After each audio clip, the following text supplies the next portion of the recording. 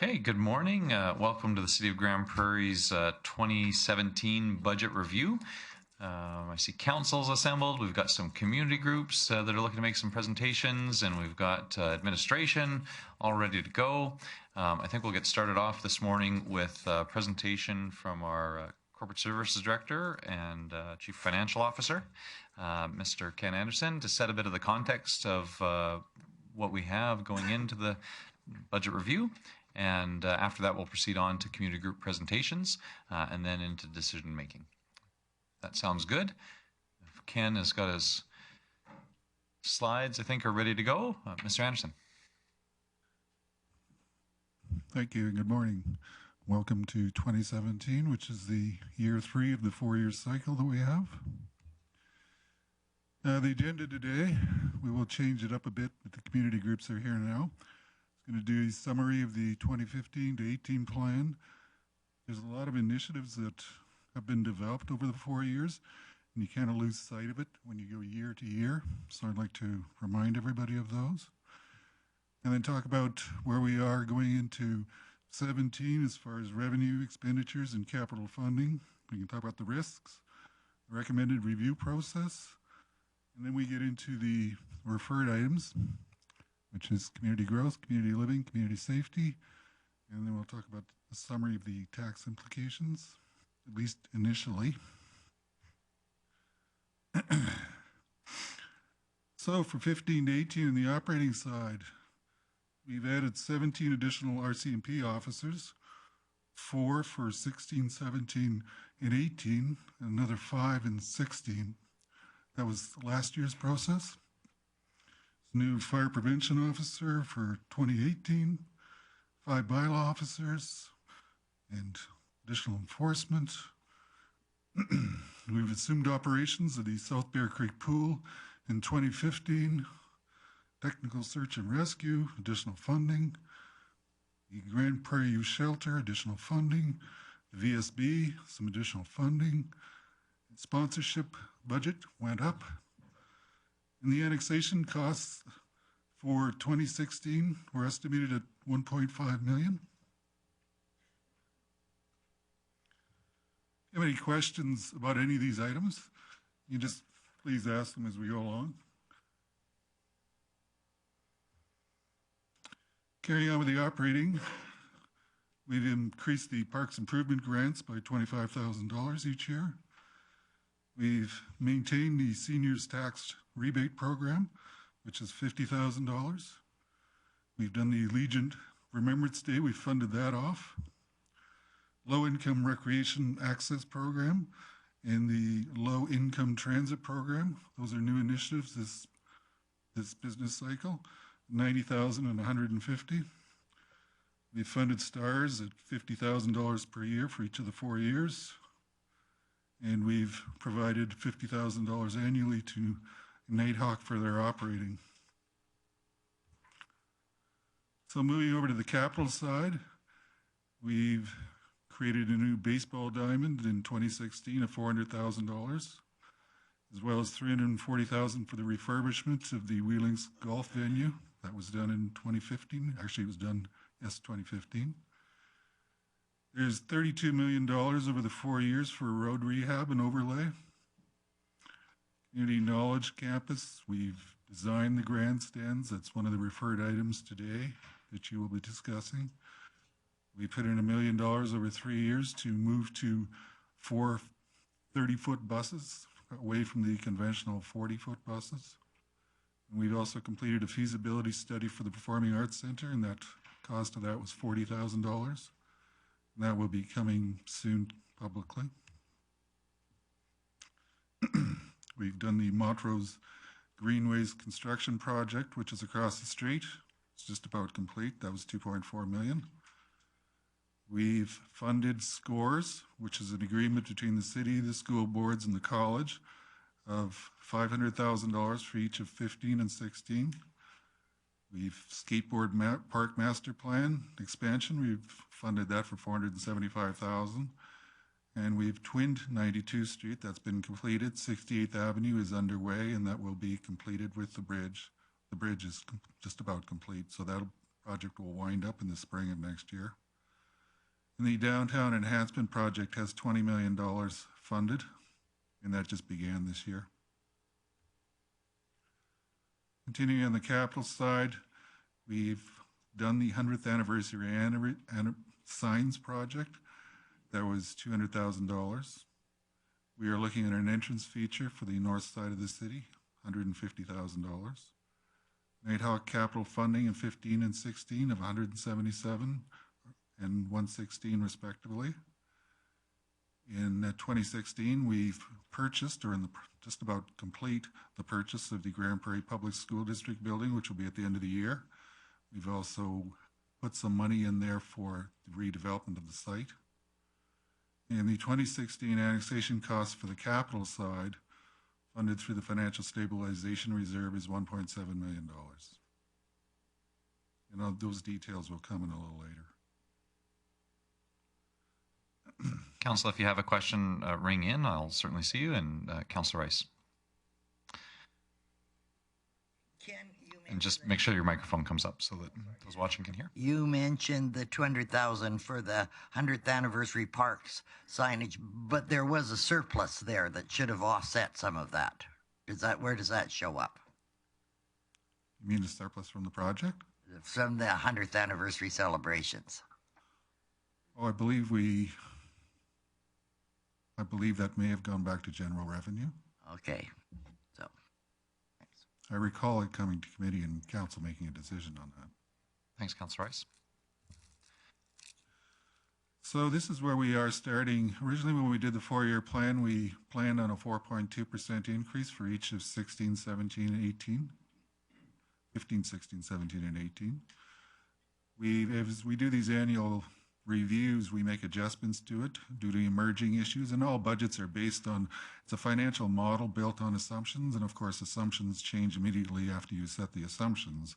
So as the assumptions change and emerging issues occur, and we have these annual reviews, we make adjustments to what we planned the property tax adjustment to be. 15, it went from 4.2 to 3.6. 16, it went from 4.2 to 2.25. And the way it stands going into this, before I get into the next slides, it's at 4.8%. And the reason it's 4.8% is that the lower amounts of 3.6 and 2.25 build a lower base budget. So when you go to add to it, your percentage increases.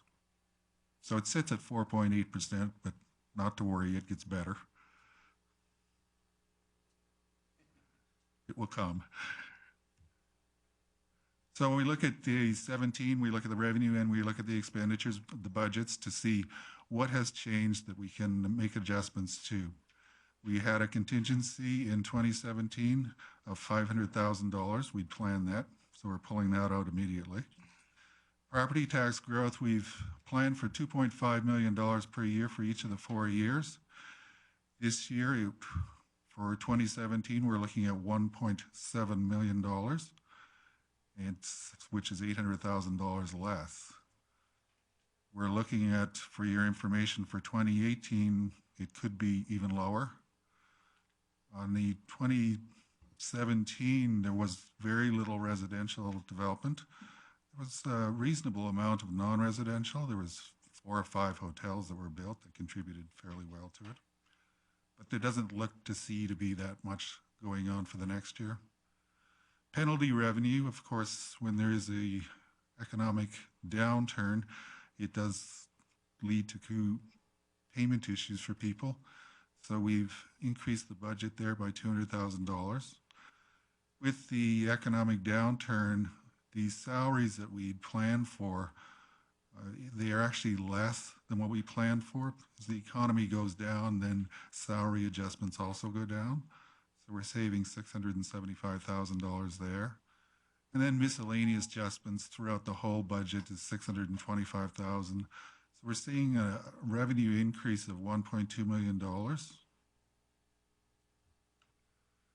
2017, we had originally planned when we did... Sorry, can I see Councillor Radburn? Thank you, Mark Given. Can you just give us a snippet about some of the miscellaneous adjustments, and I'm going to ask that on the expenditure side too, Ken. So just give us some examples, please. Well, we look at, for example, franchise fees, we look at interest revenue. There's numerous items. We have thousands of accounts, so rather than I tried to itemize the larger components or categories here, but there's interest, franchise fees, for example.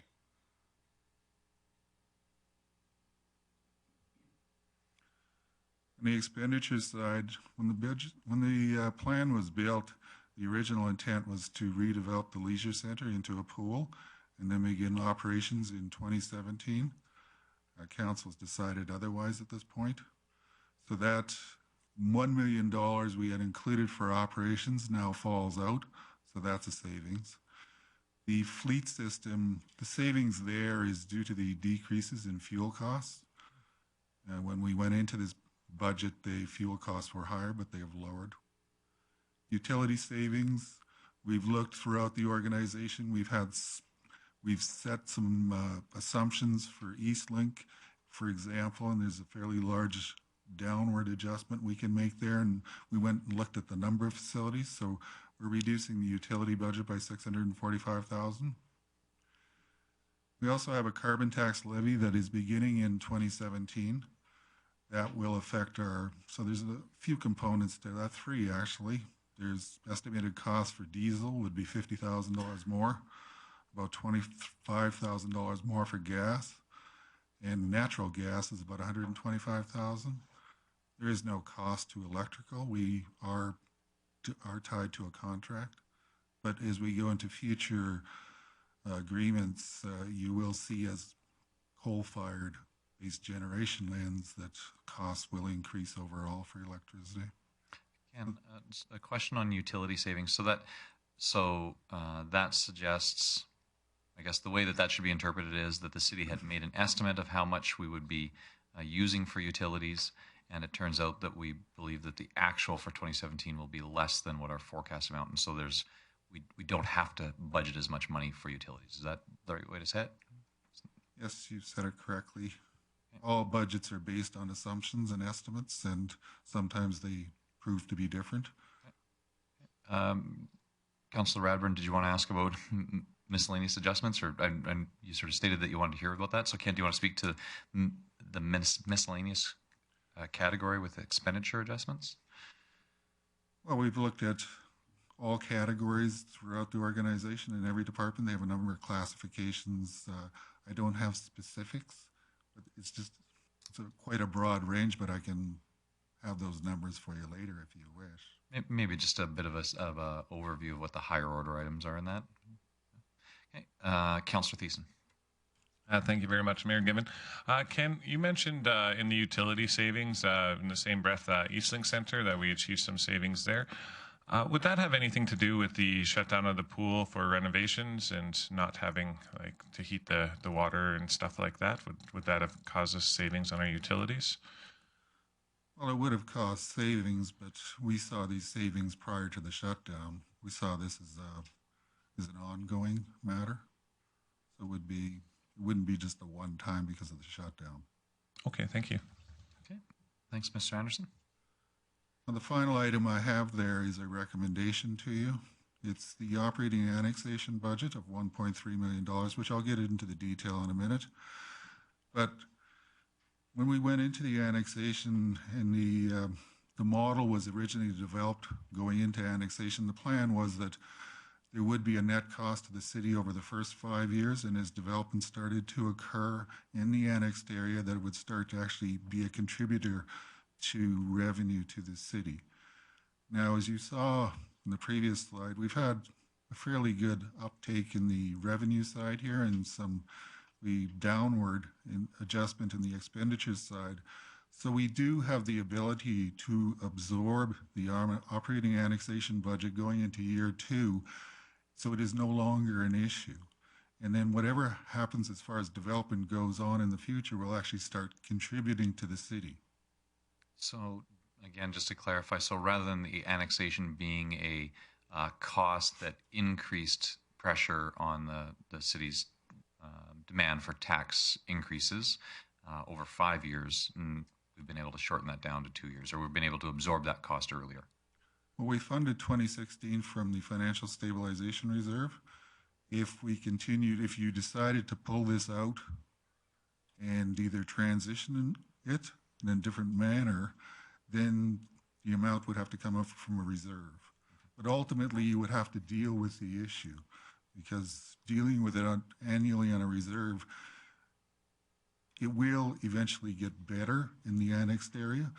So I think there is the ability now to lower the taxes, the way it sits now in this presentation, to 2.3%, deal with the annexation area, and then it's no longer a concern of how we're going to fund off that deficit going forward. Okay, thank you. Overall, there's an expenditure reduction of $1.3 million. So when you take the revenue increases of $1.2 million and the expenditure reductions of 1.3, you come up with $2.5 million. $1 million equals about 1. And we started at 4.8 minus 2.5 gives an amended tax increase of 2.3 at this point. However, none of the referred items has been funded off at this point. So the next slide is the annexation budget. You'll see the 2016 budget. I'd indicated it was $1.5 million earlier. That was before we knew what the net revenue generated from the tax annexed area was, because we did get a small piece of the property taxes. The bulk of it went to the county. And we have the 2017 budget is the 1.315 million, which is the last slide I just discussed about absorbing it. So with no longer, 2016 was a financial stabilization reserve. If you decide to absorb 17, there is no financial stabilization reserve use in 2017. I see Councillor McLean. Thank you, Mayor Gibbon. Ken, just a quick question. When you said bulk went to the county, that was the agreement was signed, and it's over 5 years, right? 20%, 20%. So in 5 years, 100% comes back to the city. Correct. It's not an agreement. It's a municipal government board order. Yes.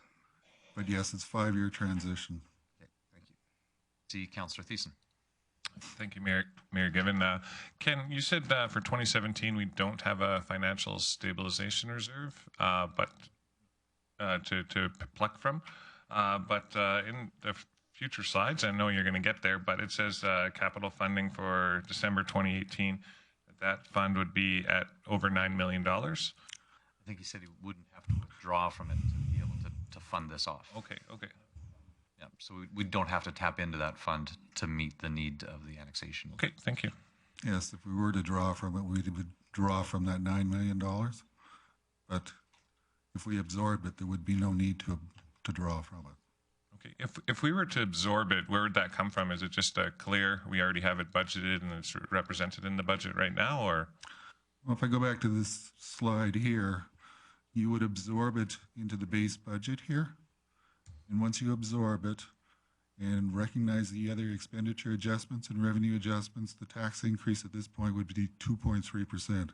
Okay. However, if you decided to say that you wanted to fund off the annexation costs through the reserve for another year, you would reduce your taxes from 2.3 to 1%. But you would still have to deal with that $1.3 million going forward. Okay, thank you. And there's the other side of the annexation budget, which is the capital side. We had 2016, there's a small piece for 17 here as well. The $140,000 for parks is for a garbage truck, and the $100,000 for planning and development is an area structure plan for the annexed area. So that's $240,000, and that still would be funded from the Financial Stabilization Reserve for 17. I see Councillor Rice. So if I understand this couple slides back, if we wanted to include the leisure center, that would mean another 1% increase. Is that correct? We had budgeted to open the leisure center in 2017 because the pool would be redeveloped. Now that we haven't redeveloped it, we're taking it back out of the budget. So to be clear, that's only the operations. There's no money in the budget anywhere for capital. And so if we wanted to reopen the leisure center, based on the previous cost estimates of 12 million, 14 million, there'd be a 14% increase for capital. Well, or some of it would be, I guess, in terms of a mortgage or borrowing. So there'd be that $14 million that we'd have to cover plus the operational costs. Okay, thank you. Councillor Clayton. Given, just to clarify, Mr. Anderson, the capital isn't being taken out of the financial reserve, but the operating, no, I think about that is backwards. being funded from the capital, but the operating isn't. Well, that's my recommendation at this point. I mean, you could decide otherwise. Thanks, Ken. So we have a number of funding sources for capital funding, so I'll go through each of them. And this is based on balances at the end of 2018 because we balance out over the 4-year cycle when we do it. Some years there's deficits and some years there's surpluses, so it's always good to look at the end point. Capital tax, we call it capital tax. It's property tax that we transfer over to the capital plan. At the end of 18, there's a small amount, $300,000. The general debenture of $129 million is based on our full debt capacity. However, Council has set a policy on long-term debt management as part of the fiscal sustainability model, which is 80% of the debt.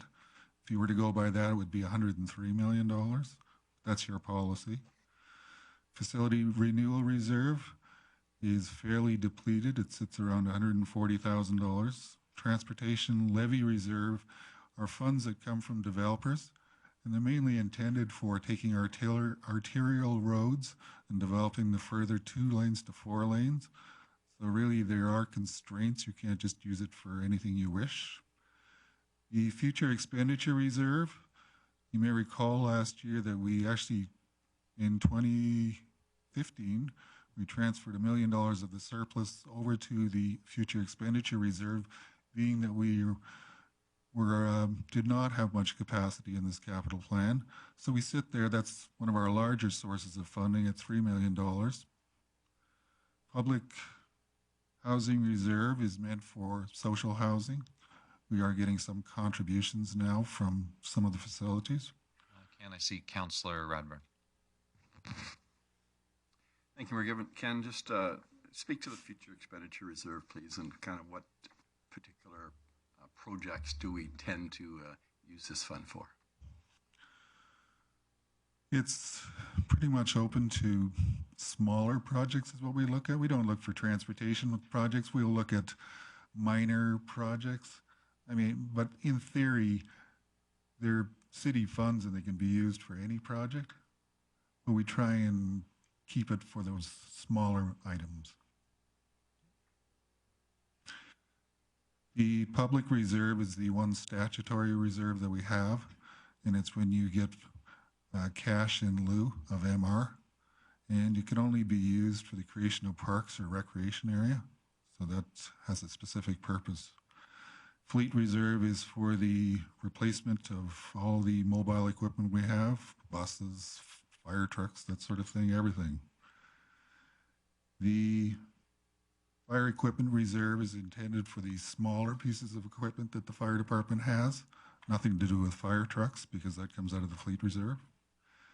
And then we get to the financial stabilization reserve, which is intended to allow us to deal when circumstances in the economy change or the situation in the city changes. It's kind of like some places call it the rainy day fund. That's the intent of it.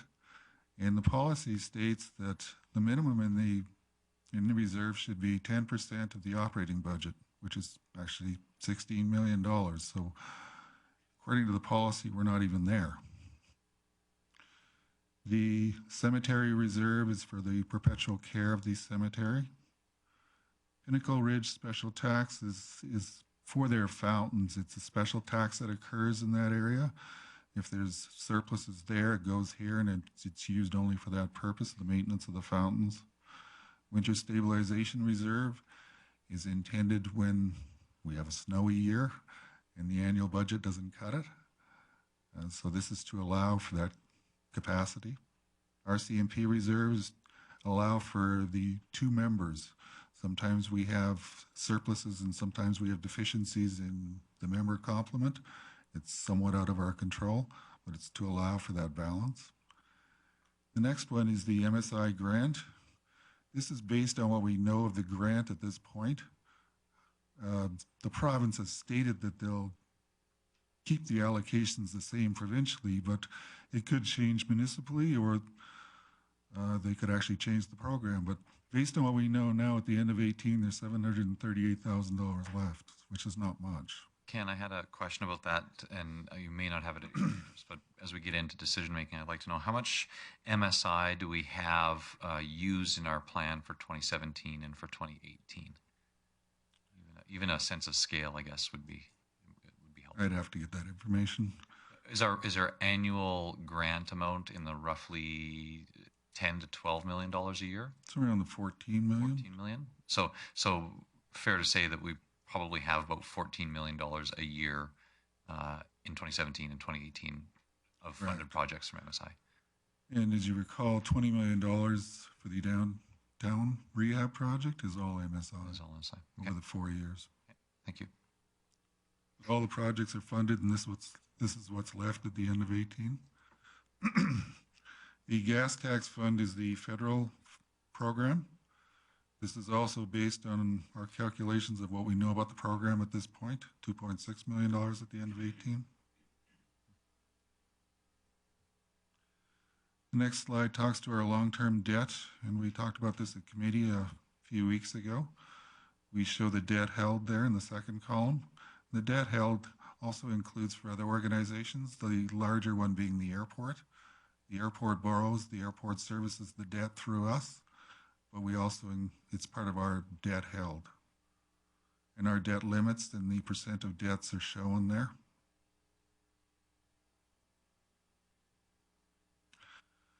So what risks do we have? We have risks of reduced grants. As I indicated, we know what the grant programs are now, but we won't know what the changes are until provincial budgets are released every spring and federal budgets are released every spring. We have reduced property tax growth, as I indicated. $2.5 million for 17 became $1.8 million. We have budgeted $2.5 million for 18, and it may be lower, but we don't know yet. I went through the slide on capital funding. As you can see, it's fairly limited. And of course, there's community needs and expectations, and that's both on providing services as well as taxing. Councillor Radburn? Ken, sorry, but back to any restrictions on the gas tax fund? It's fairly open, but it's intended for the harder projects, the transportation type projects. Councillor Clayton? You're given, sorry, back to the financial stabilization fund. Is this sort of, tell me when the last time council spent from it? Has it been, when's the last time we touched it? And is this sort of the highest it's ever been? Just give me some background on that fund. It's probably one of the higher points. Council actually bought some land in the Smith subdivision, I believe it was. And we did replace part of it when we sold the housing up in the Mount View area. This is where the surpluses flow. We've not traditionally had any deficits, not in the 15 years since I've been here. So they flow here. But this is created by council, and it's a best practice of most organizations to have a fund that will allow you to meet those waves that occur in the economy. But is there a goal? Is there a percentage we'd like to maintain, achieve? Is it just keep piling it up? Like, well, the 16 million is max? It's 10% of the operating budget, 10%, which is 160 million. Okay,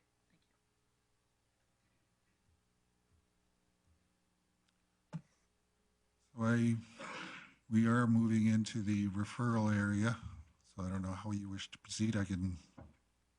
Well, let's go, Ken, I think up to your slide 19 is probably Okay. where is a reasonable spot to stop. Okay, well, we have, the plan is that we have a number of items that have been referred from committee and council.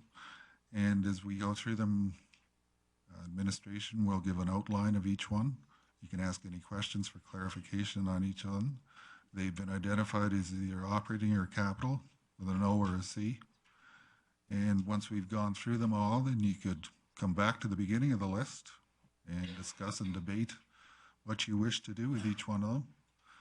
And notes there, $1 million in the operating budget equates to a 1% tax increase, and $10 million of borrowing equates to approximately 0.65% based on a 20-year term. So an amendment to the earlier slide I had, you see the original budgets are all still at 4.2%. The one that's changed here is 2017 from 4.8 to 2.3%. We put in 2018 based on what we know now. It's 3.9%.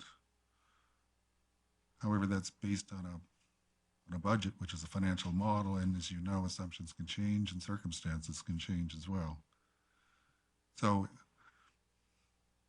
if you decide to do something with the annexation costs and not absorb them, then it would be pushed to 2018 to deal with it in some manner. Okay, so I think that that's probably, there's a couple of questions there, and after these questions, we'll finish, and we'll move on to our community group presentation. So just for those of you that are here for that, I see Councillor McLean had a question, then Councillor Tarrant. Councillor McLean. Mayor Given, a quick question to Ken. I know I always hear it could be pushed, but council could go in a direction to look at operation model and could change it so that there isn't a push. Am I correct if they wanted to, freeze hiring for a year or two, or there should be models that we could look at. And I always hear about it could be pushed and added to the next year, but actually council could look at different avenues as well. Well, it is your budget. You can do as you wish. Councillor Tarrant. Mayor Given, can you just let us know what is our total expenses budgeted at this point? The total number. Total number? It's 160 million. 160. I think. Okay, I don't see any other questions in the queue, so maybe we'll just take a second here to get reset while we get ready for community group, community group presentations. We have them listed in our agenda as the Grande Prairie District Victim Services Unit. Next, the Center for Creative Arts. Following that, the Bear Creek Folk Festival. And following that, the Philip J. Curry Dinosaur Museum. So we'll just give a second for the podium to get set here for our first presentation. Do we have victim services here? Okay, great. So we'll just let you get organized, and then we'll come back to do the community group presentations.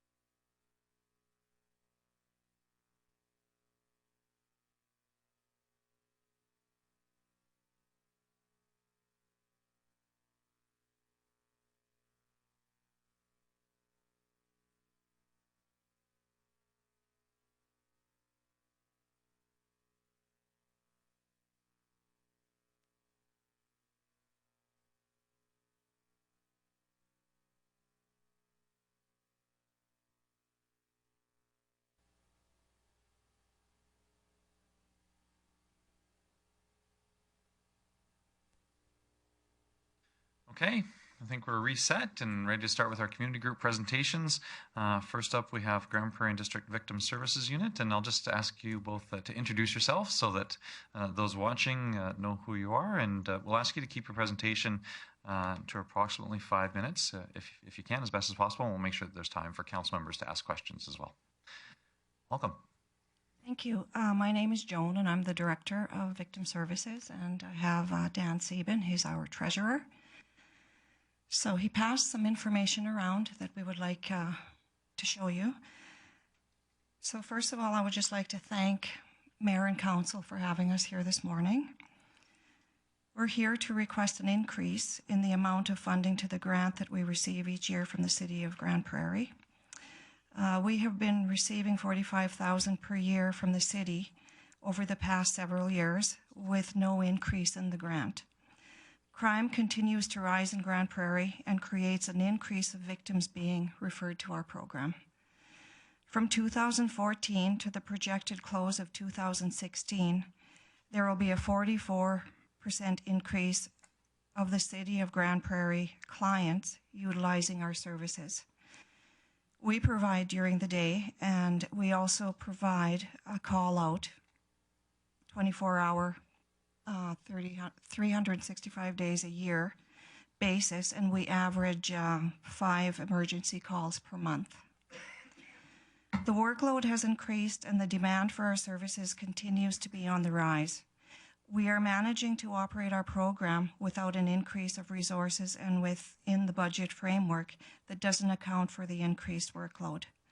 We are operating on a restricted budget, which is causing stress on the resources we have to continuing operating at the capacity that we're currently at. As you may know, our revenue sources include the Alberta Solicitor General and several local municipalities. We have received increase from most of our other sources. We are requesting increases from the 2 grantors that have not increased their funding for our service over the past few years. While we are grateful for your ongoing financial support and your recognition of the value of our program, we are asking for an increase in the amount of $20,000 per year, representing a 44% increase to the funding. This would bring the total grant to $65,000 per year. A total of $65,000 per year will provide us the resources and finances to keep in line with the uptake of the victims utilizing our program.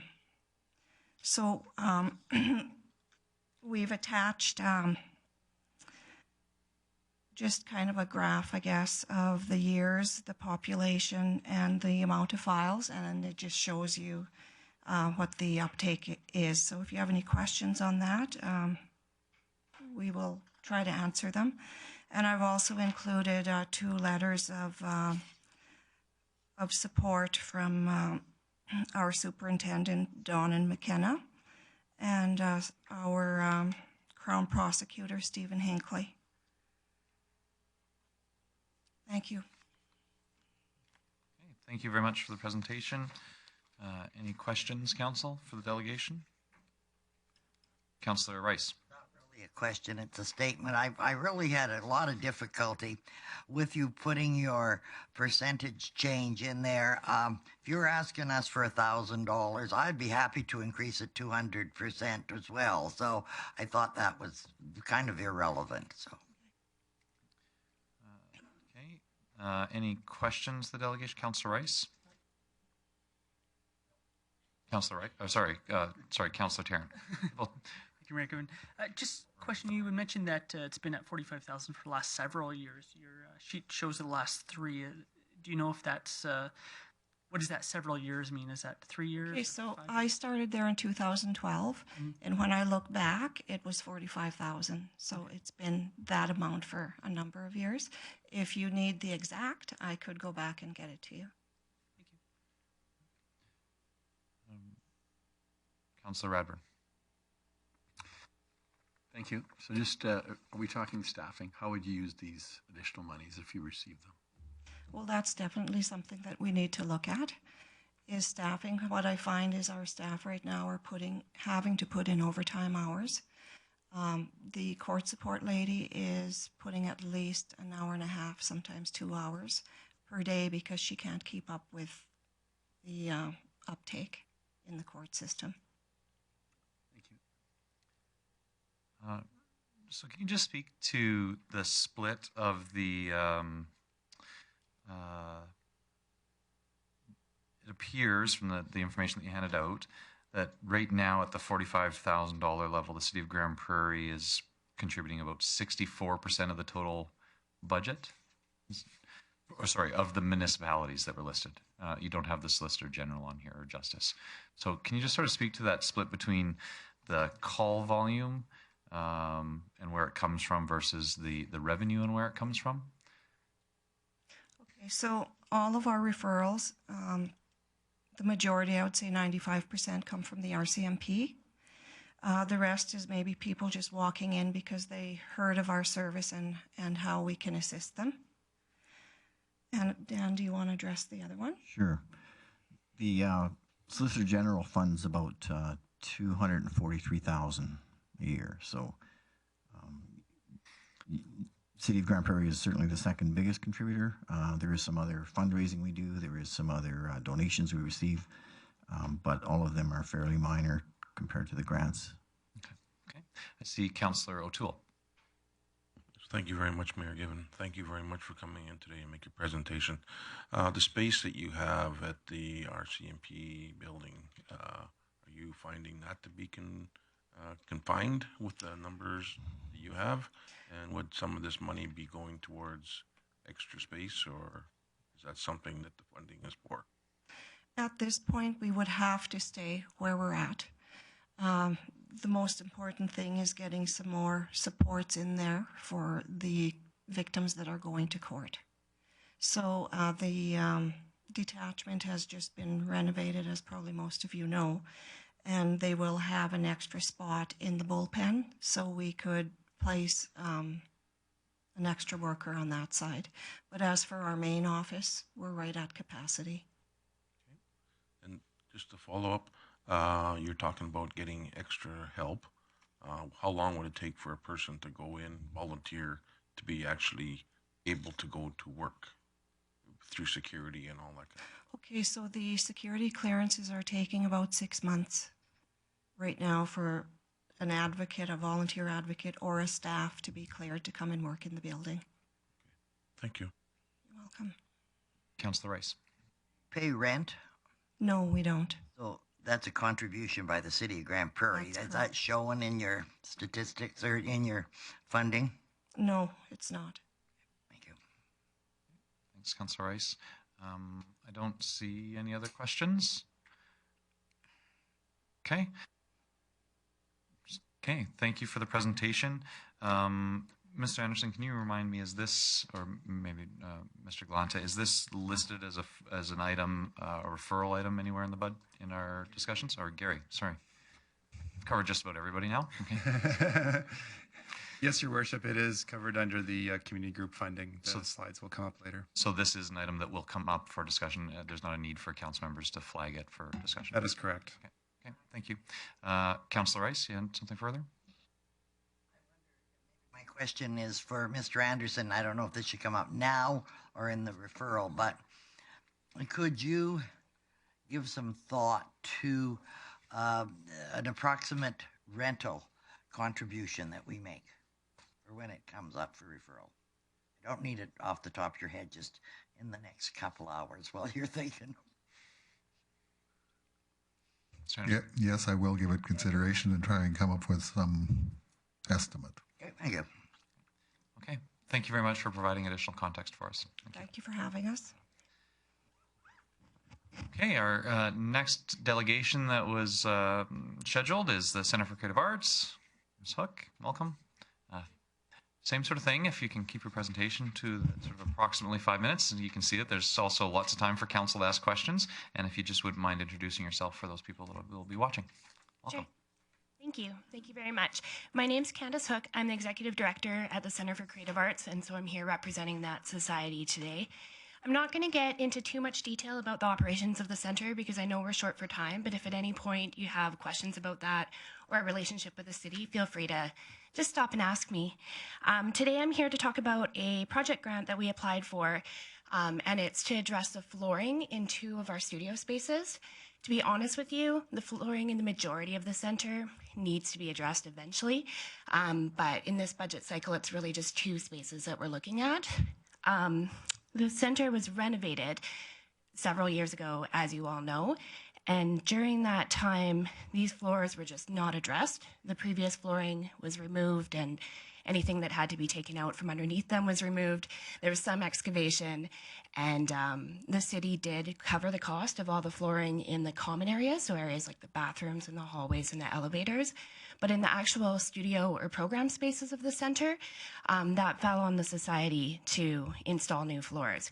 We did get some provincial funding, $500,000, to help with our renovations, and we relied on some casino funds and our reserves and contributed about another $50,000. But with the scope of the project, it was just beyond what a small charitable organization can do.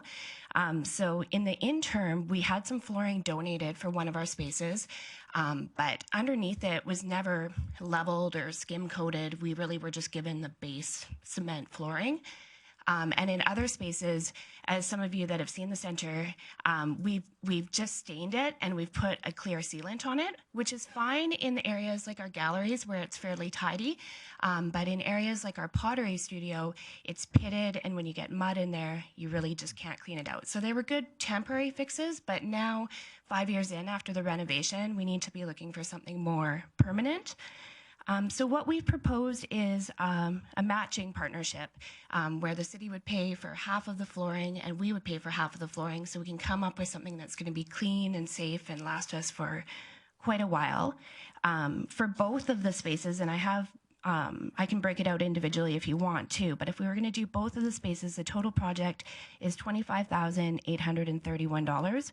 So the city's contribution would be just under $13,000, $12,915.50.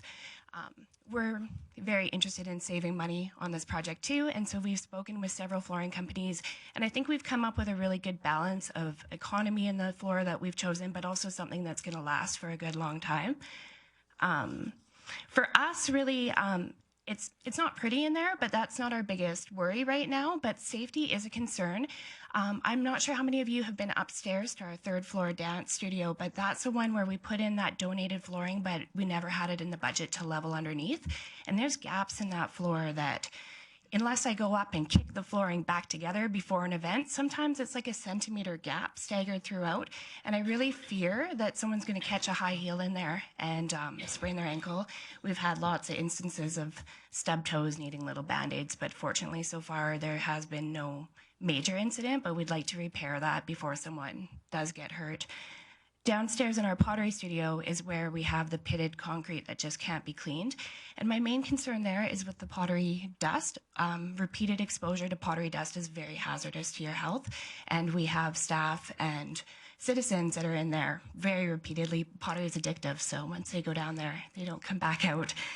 So what we'd like to do there is basically just kind of, they blast it and then they patch any big holes. They'll put an epoxy resin over it, and then we're going to have something that's smooth and we can mop up and keep nice and clean. Okay, I see Councillor Rice has a question. Could you do half the project?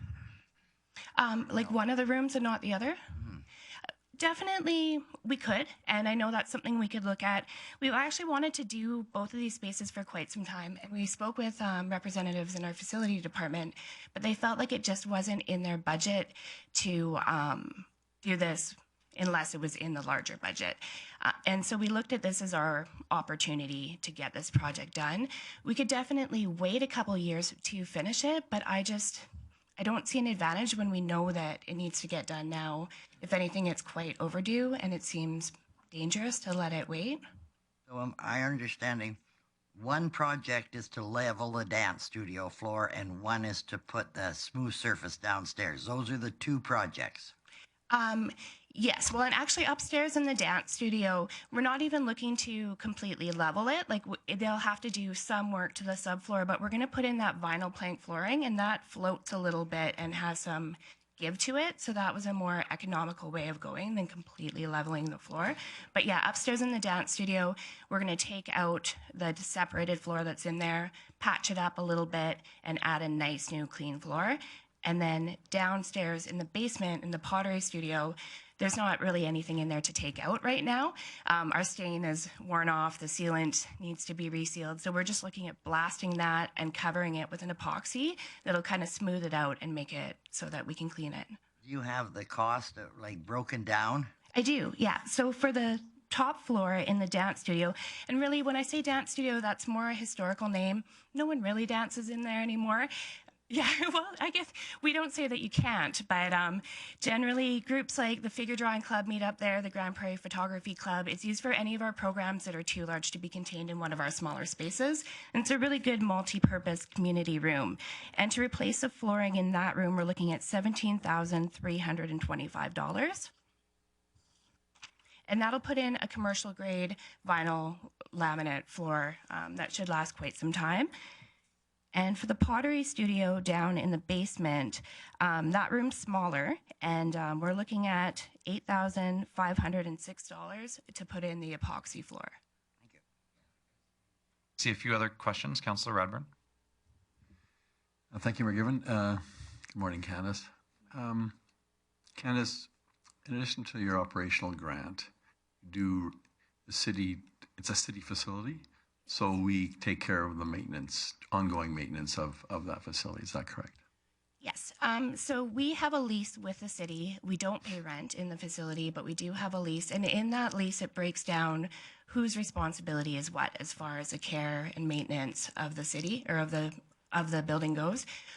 Facility maintenance takes care of us. They do all of the upkeep with large mechanical systems and any like major problems.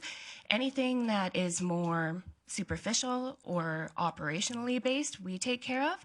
And then we also pay all of our own utility costs, security costs, insurance costs on the facility, including covering the facility insurance. So not even just our own liability insurance, but we do burden, well, we're pleased to take on the burden of covering as many of those costs as we can. And so a lot of that responsibility falls to us. But when it covers flooring, in the lease it says the city is responsible for structural components and we're responsible for repair and maintenance. I'm not sure exactly what that means, but to me it seems like we never were given a structure to our floor, like it didn't even have a skim coat on it. Yeah. You have the resources to do half. We do. We actually have some casino funds that we've had reserved, hoping to be able to get this project done. Thank you. Thank you. See Councillor McLean. Thank you, Mayor Given. Just a quick question, Candace. If you were to, say, have a pick, which one would be the room you'd want done first? You know, if I had to choose, I would probably choose a pottery studio because there's something called silicosis of the lungs. And if you just go down and take a couple classes with us, it's never going to affect you. But if you're working down there for years and years and years, like honestly, like I have been and like a lot of my staff members have been, that repeated exposure to pottery dust is just deadly. And so we spend so much time fighting the dust and fighting the dirt down there and trying to keep it safe for everyone. But despite our best efforts, it's just we're swimming upstream with that rough floor, and I want to keep everyone safe. So I think that's more urgent. Candace, can you give me some sense, and again, high order, not to the penny or anything like that, but sure. what is in your budget, what is the cost of the utilities and insurance and everything else? Wow. Well, our utility bill is, you know, for all our utilities, about $5,000 a month. So we can look at, you know, I guess about $60,000 a year for that. Between our own liability insurance and facility insurance, that would be another like $10,000 probably. Okay. So roughly $70,000 in operational expenses related to the building. You know, and then I guess it depends how deep you want to go. Like we pay our own security there, we pay our own janitorial, we buy our own janitorial supplies, like we really do. And any like minor repair, like if our sign burns out or we need new light bulbs, like we take care of all of that kind of stuff. Okay, thank you. Okay, I don't see anybody else with any questions. So thanks very much, Ms. Hook, Thank you. for presenting today. Again, I would note that this is listed in our community group grant funding summary table that will come up later on in our discussion. Mr. Roth, is that correct? I'm seeing Gary say yes, that it will. Yes, that is correct. Okay. Okay, thanks very much. Our next group that said that they wish to come and present is the the Bear Creek Folk Music Festival. Do we have a representative from the Folk Music Festival? I sort of have seen the introduction a couple of times. If you'll just introduce yourself, do your best to keep your presentation to approximately 5 minutes, and then we'll have some time for questions from council. Welcome. Well, thank you so much for having me. I'm Sarah Card, the producer for the Bear Creek Folk Music Festival. This feels like a very familiar setting here. Okay, so firstly, I really want to express to council how extremely grateful we are for the generous grant that we just recently received. Although it will take us a little while to get completely back in the black, we have managed to maintain good relationships with all those who worked with us last year, and have managed to make significant strides towards putting on together a really incredible festival for next year. I'm officially in a position to be able to say that we are a go, and that's just very exciting. And your help was a significant part of helping us make that happen. So I really look forward to seeing our relationship continue to grow, as I do see the city as one of our biggest allies and most important partners at this point. The first couple of times I presented to council looking for funding prior to our inaugural festival, I know it was a really tough sell because we had not yet shown any proof of concept, and it was also difficult for us to illustrate the scope of what we were aiming to do without anyone actually seeing it. I also understand that coming to you after the fact, as we did kind of recently, for funding was a little bit unorthodox. So again, we are really, really grateful that you came through and helped us. In addition to our request for assistance for our 2016 festival, we had presented to the Community Living Committee a request for funding over the next couple of years. I recognize that the asks of $125,000 for 2017 and $100,000 for 2018 are very significant asks. Coming through with this full amount would be of immeasurable help to us. It would help us continue as a young event while positioning ourselves on a very strong footing to meet our revenue goals for next year. While the full amount will strengthen the festival the most by far, this is definitely not an all or nothing ask. The city sponsored us last year and granted us a total of $74,000, and those amounts were a huge help in helping us to bring a festival that is still being raved about and talked about today. In terms of where the money would be spent, we plan to primarily use the money from the city to assist with the artistic budget, which is the backbone on which the festival is built, and also where a lot of our own promotion will stem. I want to be really clear that no funds that we receive for the 2017 festival will be used against our amounts owing from last year. We are keeping those two completely separate. The $50,000 grant we received from you went a long way in helping us to manage our first year shortfall.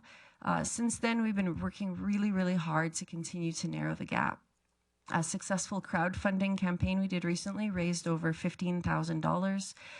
Sold out fundraising concert that we did last month raised thousands more, and we have plans to continue to work very, very hard over the next year to push and put on more events and do everything we can.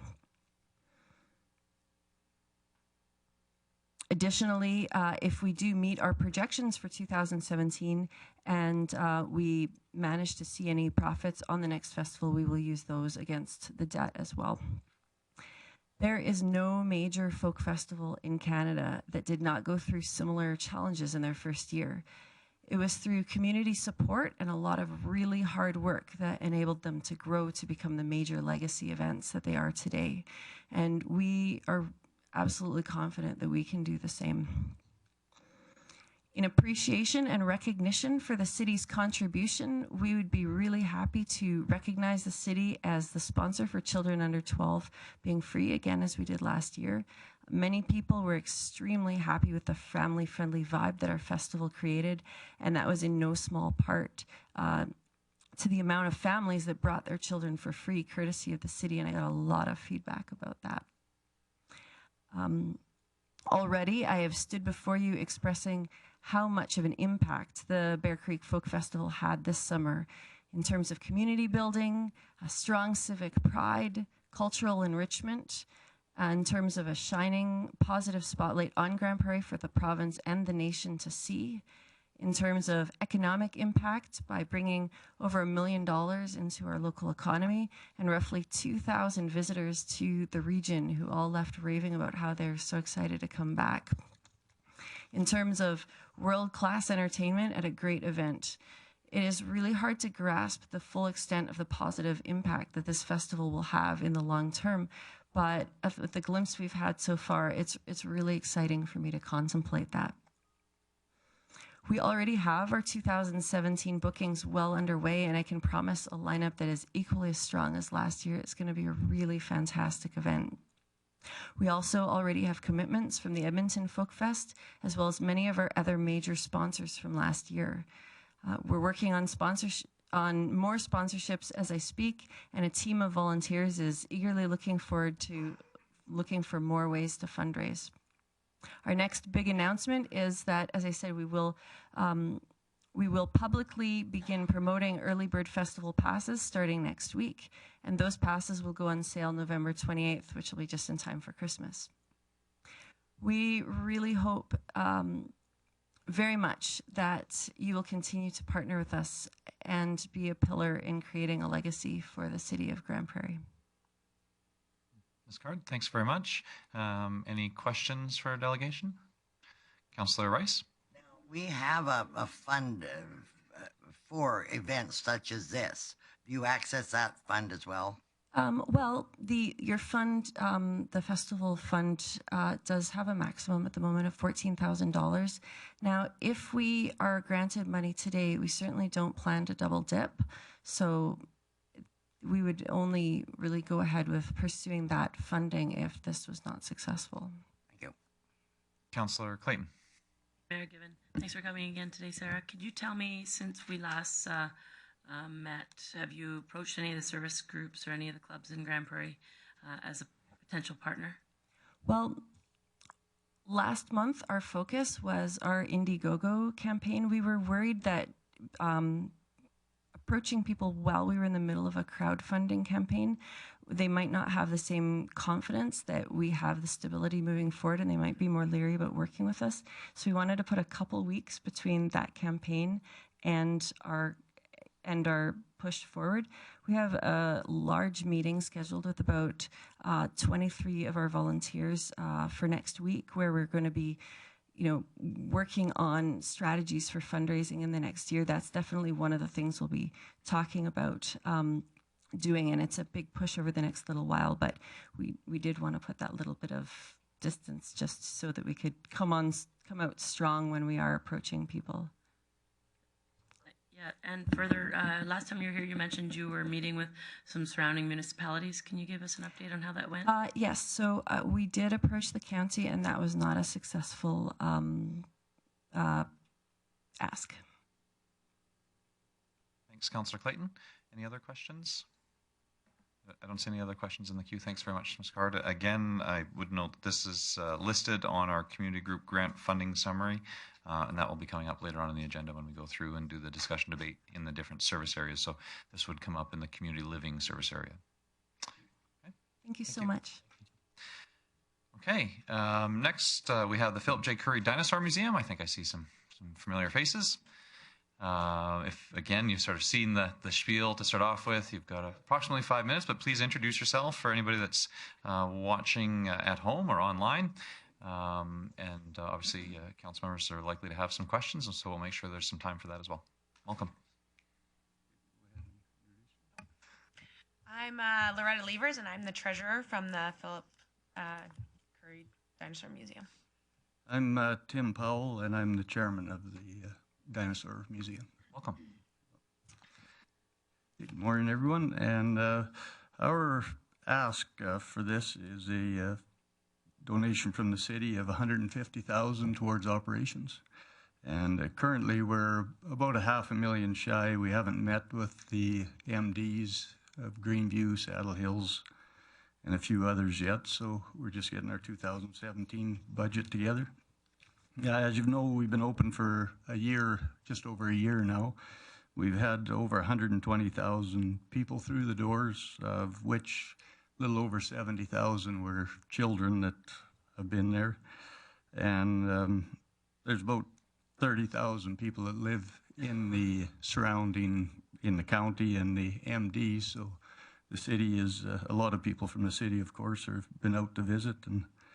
And our education department is working on a paleo program right now. They've got Paleo 10 and Paleo 20 that they're introduced to the schools in the area, and they actually travel to the schools, and the students can actually get credits towards their education taking these programs. And they're in the middle of developing Paleo 30 as well, and the students will be able to travel out to the museums as well and use our labs and actually work on fossils that the U of A is going to be supplying us. So they'll get lab time as well. So, for the beginning of the year, we're going to have instead of bringing in a traveling exhibit, which is rather expensive, we've got a collection from the Roy Bickle family. He recently passed away, as most of you know. They donated 7,000 fossils. So we're going to, in our display, traveling exhibit display area, we're going to do a Roy Bickle collection, and also people from the community that want to bring in their own fossils, display them for 6 months or whatever, can bring them in for a bit. And but the museum as a whole is bringing in a lot of people that are staying longer in town because they come from BC or wherever, and they want to spend some time at the museum. So instead of rushing through, they're staying. So we feel that the hotels, the restaurants, the stores, recreation, golfing, and everything is, this is giving them a destination point to come and stay. So I think it's helping to stop the traffic in town a little more, as well as the growth of the town is. And the other thing, of course, with the economy is that people are looking for places to spend their money in Canada, because to go to the U.S. is fairly expensive right now, or anywhere else in the world. So we're really focusing now on the 4 million people that live in Alberta and northeastern BC, to bring them in to see this museum in the area as well. And the city has contributed $3.5 million to the building of this project originally when they put the shovel in the ground, as well as the local community businesses and stuff have donated an additional $6 million. So what we're hoping is if we can get $150,000 for the 2017 budget from the city, that it would greatly help us with. And another thing that we're looking forward to and hoping the city is in agreement with is we'd like to have one of the seats on our board appointed, a city member appointed to the board of the museum. So I guess if you have any questions. Okay. We'll see. I see Councillor Rice. Just to make sure I'm reading this right, you're asking only for capital funds, not operational. No, for operational funds, yeah. Mr. Roth, do you have some clarification of our table that we have does say capital? Oh, okay. So, Mr. Roth? Yes, Your Worship. The original application that administration received back in July did indicate that the request was for capital funds for development of new exhibits. So this is new information. That's the reason why the table shows it as capital. So just to clarify. Oh, okay. Well, that I think I did see that one was. Is that the grant for the Devonian oil and gas? Mr. Roth? Yes, that's correct. That's what the application was for. Oh, okay. Well, this is over and above that application for 150 for operating. So well, I think we'd be happy with either or at this stage. And Councillor Rice, go ahead. How much do you get any funding from tourism? Caitlin might have We did get a grant from tourism. I'm not sure the exact number, but it was a matching grant. So I believe it was 130. Yeah, 130,000 of which we have to match, which of course creates us another problem because we need to come up with 130 in order to match it. So. And half of that was filled last year. Half of it, so Sorry, just clarify. Half of it was We used? had matched half of it already last year and collected it, so it's just the other half of the grant. We're not sure if we're going to be able to fulfill because it needs to be spent on marketing. And we didn't have the funds to spend 130 to match it completely. you work closely with tourism to Yeah. market your organization. Yeah, Tourism Alberta actually used our museum on their brochure in all the tourist booths throughout Alberta this past year. Okay. Did they give you money to do that? Oh, no, they actually funded that part themselves. And I see they Councillor promoted McLean. it. Thank you, Mayor Gibbon. Just a quick question. I know the model of the county is a little different. They'll build a building and then put it out to nonprofit or for profit. So you're considered like a nonprofit for operating, and this will give you a certain percentage and good luck. Am I kind of right on that one? Yeah, that's how it's flowing so far. So the first year they gave us a building and they gave us some funding, but it's 1.8 to 2 million to fund it. And in the first year, we'd set our budget out anticipating 60,000 people. We had 120,000, which is great, but a lot of it is education and people through the door in schools, which doesn't generate an income. They pay $5 a child, but it costs us a little more than that to run them through the system because, of course, the schools can't afford it either, and that's why we go out to the schools. But they've funded it. The county did give us some funding towards the museum. So, thank you. Yeah. Just to further on that one a little bit, what is the county's operational commitment for 2017? 300,000. 300,000. Okay. Thank you. Any other questions for the delegation? Councillor Clayton. Thank you, Mayor Gibbon. Just to follow up on the mayor's question, has the MD, have you approached the MD or have they given you any indication on what their operating support will be? Yeah, last year the MD of Saddle Hills gave us 150,000. The MD of Greenview gave us 100,000. And on December 13th, we meet with the MD of Greenview, and I talked to their reeve, and they're more than happy to give us a hand again, and he would like us to put it out over 4 years this time because they're starting a new term. And the Saddle Hills, I talked to Elvin there.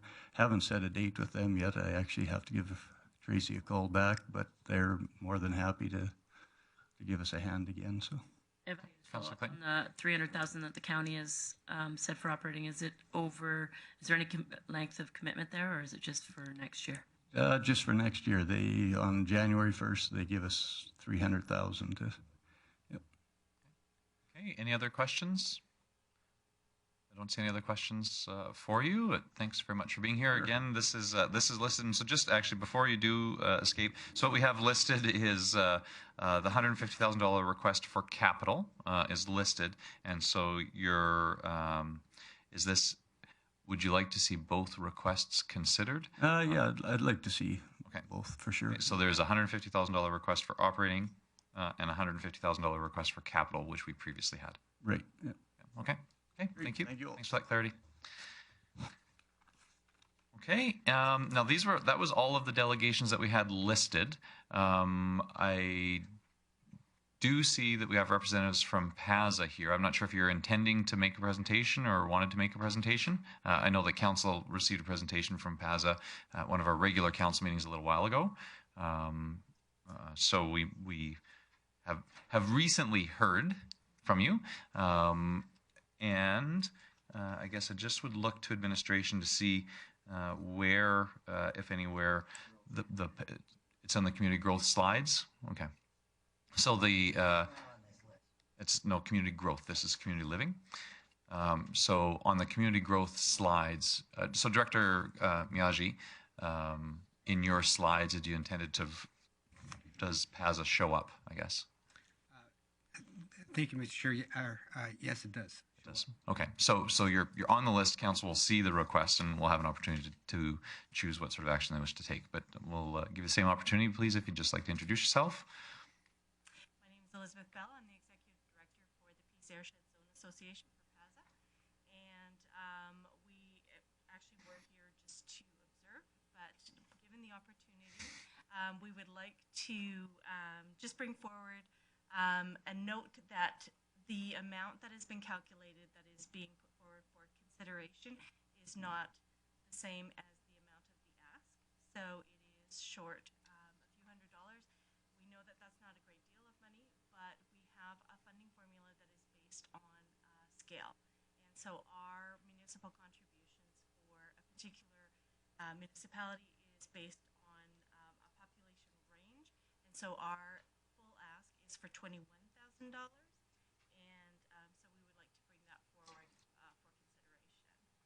Thanks for providing that clarification. And good morning. I'm Sharon Nelson, and I'm the public member for PAZA. And I would just like to respond to Mayor Given's question as to if the city did not support membership for PAZA when he asked that question at our last presentation.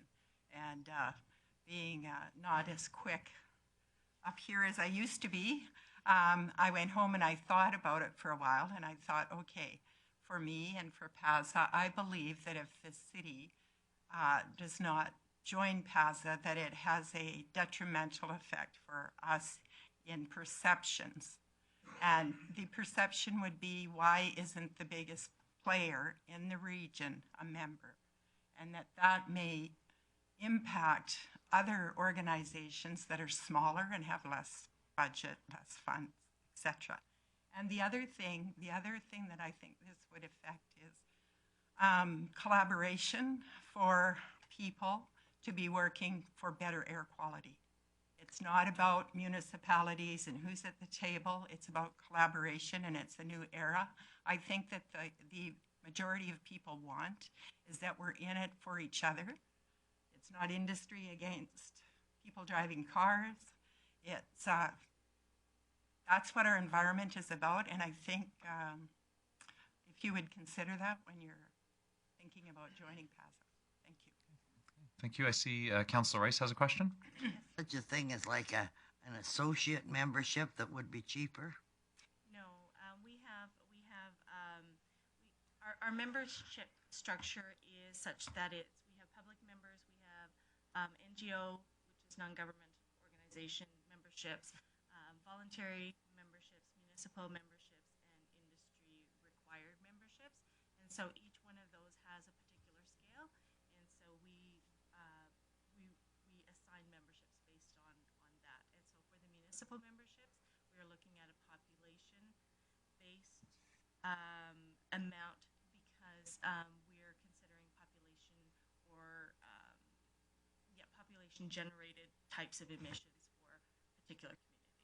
So just refresh my ignorance. The organization is formed under the authority of who? We are actually a nonprofit organization that is essentially started as a grassroots organization because there was concern from the public, and there was conflict between the public and industry and government around emissions and who was tracking and what information could be trusted.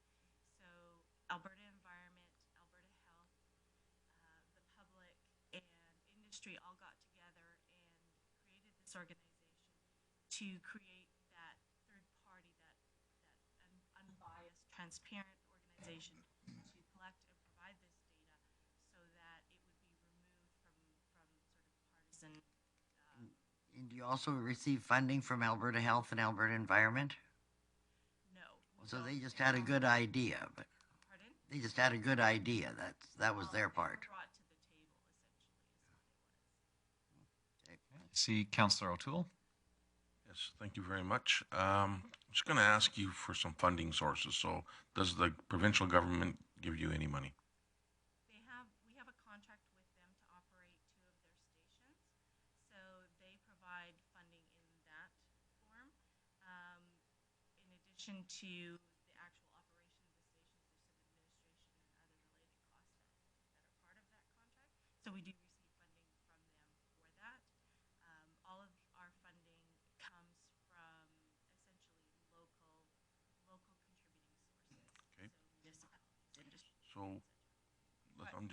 pick out an oil company that's running in the area, what would their fee to be a member be?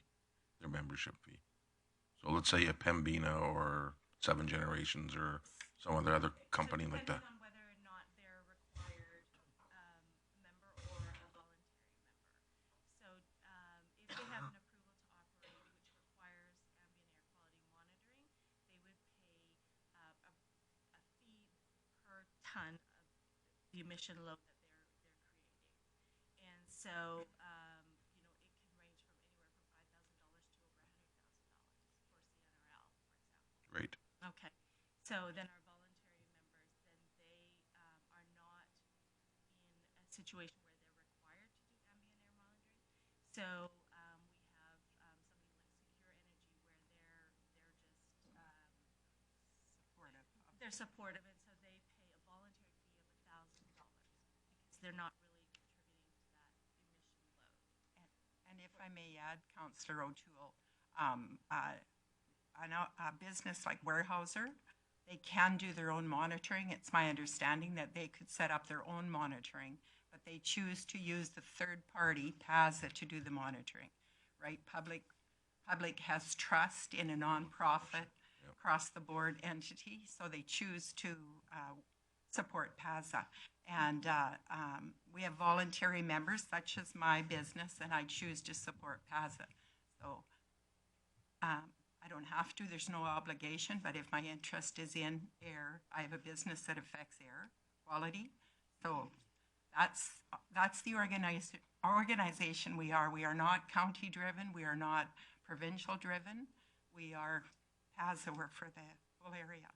It's a regional organization, and so we have regional support. So just another question, follow-up. So you have Canfor in Grande Prairie, sawmill. There's obviously some particles in the air from their production. They're a required member. Yep. So they pay And for the emission load. Weyerhaeuser that's taking place. Can you give me an idea roughly what their fees would be? Well, it would depend on what their operations were in past. So we're looking at historical data. So Yes. whatever. So, you know, like I said, it could range from anywhere from $5,000 to, you know, $10,000, $15,000, $20,000, $50,000. So Canfor, for example, I don't have a specific number, and I could provide that, but I would say they would be in the range of $10,000 to $20,000 just for that one operation. Okay. And the government, another arm of the government determines that and monitors it. And am I correct? We're monitoring that. We're monitoring they it, report but they their, determine the amount. Yes, they we report don't. emissions, and we assess. Okay, thank you very much. See Councillor Radburn. Thank you, Mayor Given. So if the province came to us and said, Grande Prairie, your air quality levels are not where they need to be, how would our investment in being a member of PASA help us address that situation where we're expected to do something? If the province was to come to you, as they have to other urban municipalities in the province, and said, we have concern with your PM, which is particulate matter and ozone levels, they would require a management plan, and they would require specific action that would have to fall out of those revenues that came up with, or that came out of that management plan. Participation in PASA provides expertise and access to creating that resource. Airsheds across the province have created this PM ozone plan on behalf of urban municipalities in their area. So the city of Calgary, for example, has had the longest running PM ozone plan. CRAS, which is the Calgary Regional Airshed Zone, created that plan in conjunction with the city, providing the technical expertise and the air quality data, all of the background interpretation, making recommendations, working with the city. And so there was a huge cost savings and benefit to the city of Calgary by belonging to the airshed, becoming part of that airshed, to have access and have that created on their behalf. And if I may add, Councillor Radburn, joining PASA, you may never get there where you're on the front pages. And I heard the previous presenters, which I support 100%. The music festival was awesome. I'm disappointed that the county is not supporting it, and the Dinosaur Museum. So if you join PAZA, we'll work very hard to never having the city of Grande Prairie as a poor air quality place to live in. See Councillor Rice. So do you, like, how far out do you go? I mean, when we're talking about active drilling sites, there are not many of those in Grande Prairie. So how far out do you go? Okay, so we don't just do drilling. We do, like, as Councillor O'Toole suggested, Warehouser and Canfor. So it's forestry, oil and gas, and other operations. We go west to the BC border. We go south past Two Lakes and across. We go out past just south and east of Little Smoky, and all the way east to Canuso, High Prairie, just past that, and then up to the Peace River. So It's fairly extensive. it is a big region. It's a 38,000 square kilometers. Ah, thank you. And I may add, Councillor Rice, that with the huge annexation and the amount of gravel that the city now, the roads that are gravel that the city now maintains, and I must say, there's one stretch that I use often, 54, and it's never been in such good shape. So I commend, seriously, I commend the city for that. And so you'll have a lot more particulate matter concerns with the residents that live within the city of Grande Prairie. Yeah, one more question. Did I hear you say the county doesn't support PAZA? No, that was another presenter. The county has been a longstanding supporter of PAZA. Thank you. Okay, thanks for that clarity. I don't see any further questions in the queue. Ladies, thanks very much for being here today and presenting. And I think that handles all of our community delegations. Your request is reflected in community growth's slides, so we'll see that come up naturally. Now, I'd like to take a break at about 10:30, but we've asked if administration could present to council and the public the results of the citizen budget survey tool.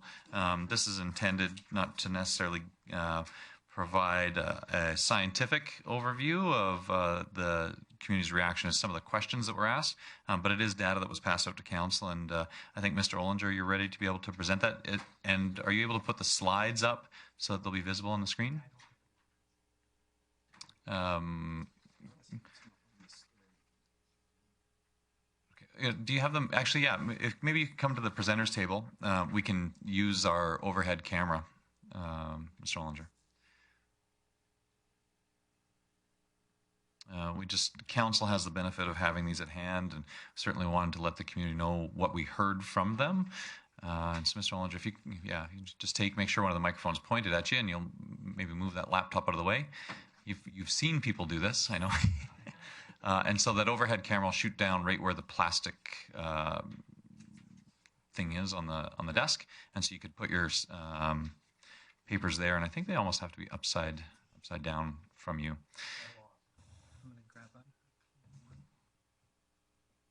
Somebody have a copy of the slides that I'm sure Mr. Ollinger has some notes on his. There you go. Okay, Mr. Ollinger, if you just want to give us council a quick update. After this, we'll have a bit of a break while administration gets ready to prepare the budget requests from the individual service areas.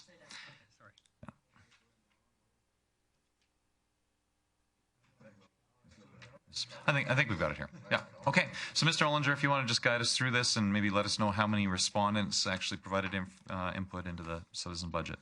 Yes. So, just by way of introduction, Mr. Mayor, we've used the citizen budget tool a couple of times to help varying deliberations. We used it about 4 years ago to help us with the aquatics consultation with the community. Sorry.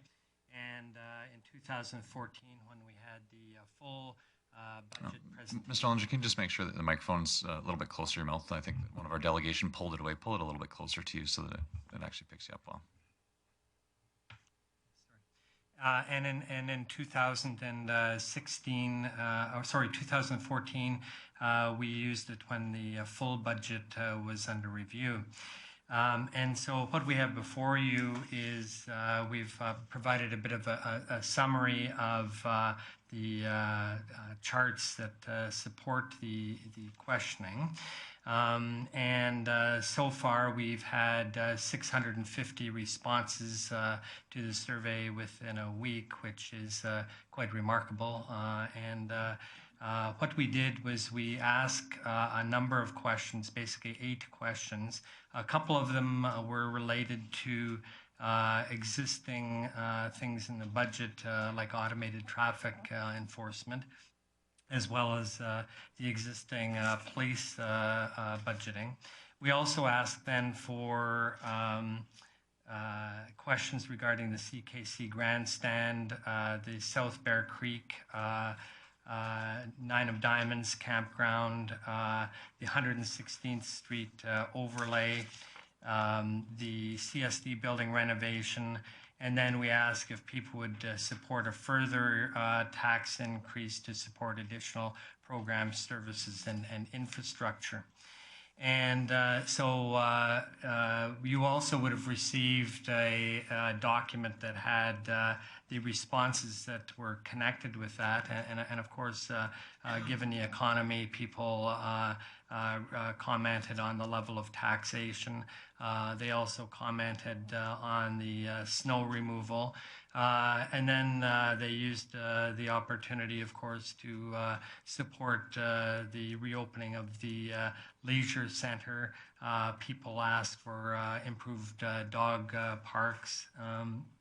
People also asked for increased pedestrian safety, particularly on our trails. Somebody had asked for lighted bike paths, that glow-in-the-dark bike paths, and somebody asked for an improved sign coming into Grande Prairie. And then there was lots of commentary or people making requests for some things that are outlined in the budget, such as the CKC grandstand. So at the, sorry, Mr. Mayor. Mr. Ollinger, maybe just in respect to time, can you just guide us through what the results were in the graphs that you have? Just sort of Certainly. highlighting the 2 that are on the front page there, and then we'll flip through quickly, and you can kind of provide for us and the public the overview of the data, the comments, reading through as I know the rest of the council probably did, reading through the list of them, it was pretty diverse. Mr. Ollinger? Absolutely. So the first question was, are you in favor of maintaining the automated traffic enforcement program? We had to make a slight adjustment to the question because we needed to clarify that the initial question, because it made it to some appear that there might be a tax outcome. So overall, though, in answer to the question, are you in favor of maintaining the automated traffic enforcement program, 369 people said yes, 226 said no. Are you in favor of adding 4 new RCMP members in 2017? Mr. Ollinger, can you just flip? You have to do your manual PowerPoint right on the table.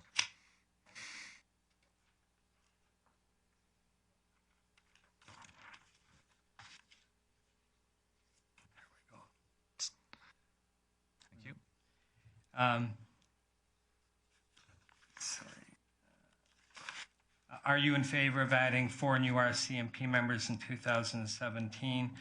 442 people responded yes, and 194 respondents indicated no. Are you in favor of constructing the CKC grandstand? 302 people said yes, and 334 said no. Back to this. The next question was, are you in favor of improvements to South Bear Creek, the Nine of Diamonds campground? 391 said no, 245 indicated yes. The next question was, are you in favor of the 116th Street overlay project? In the bar graph there, it says 263 were for yes, 197 for no, 140 were unsure, and for there was 36 who had no answer.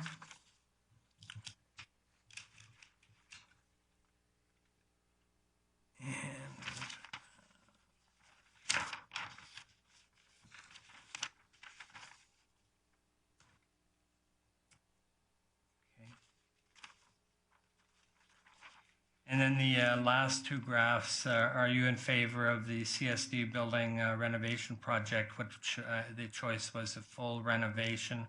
422 said no, and 214 indicated yes. And lastly, the question was, would you support a further tax increase for additional programs, services, and infrastructure? 129 said yes, 373 said no, 103 were unsure, and 31 respondents gave no answer. Okay, thanks very much, Mr. Ollinger. Councillor Rice, you had a question? Yeah, I did. First of all, I had some comments expressed to me that people found it difficult to make comments. But I wonder in the last graph if it should have been maybe worded differently. I mean, if you look at it, it's kind of a no-brainer that it's going to come out no. Like that didn't surprise me at all. That, you know...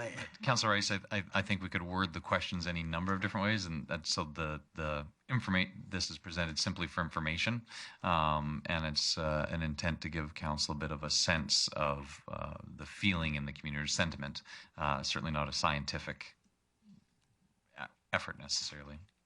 Councillor Rice? Well, it still gives, it may give warped information the way it's presented, so Yes. Again, presented just for council's information. This is an FYI, right? Councillor McLean? Okay, thank you, Mayor Given. Just a quick question, David. There was a lot of responses all over the place, and if you read them all, it was a bit of reading. There was one comment about I just phoned in lots and lots of times and kept on adding to the survey. Can you speak to that, David, please? Yes. So, Mr. Mayor, to Councillor McLean, in the filtering, and we can follow through and review the IP addresses, and there were a couple of times where there were the same IP address, but definitely the filter would kick out if there was a number of responses. So those would have been eliminated. Okay. Thanks very much, Mr. Ollinger.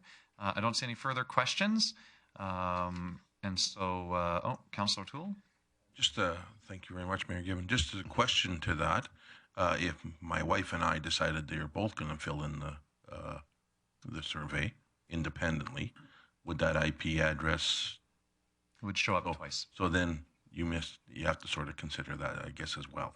Absolutely. Thank you. Okay. Thanks, Councillor O'Toole. So it looks like it's probably a reasonable spot to... Thanks very much, Mr. Ollinger, for presenting that sort of off the cuff. But certainly we want to update the community on the effort since we publicized the fact that they had that opportunity. But we'll take a little bit of a break here while administration and council get reset for presentations from our different departments. Who's first on our list here? So we'll start with community growth when we come back. We'll take, I always say 10 minutes, but it works out to be 15. So we'll be realistic about that, and we'll say that we'll be back at 10 to 11. Okay.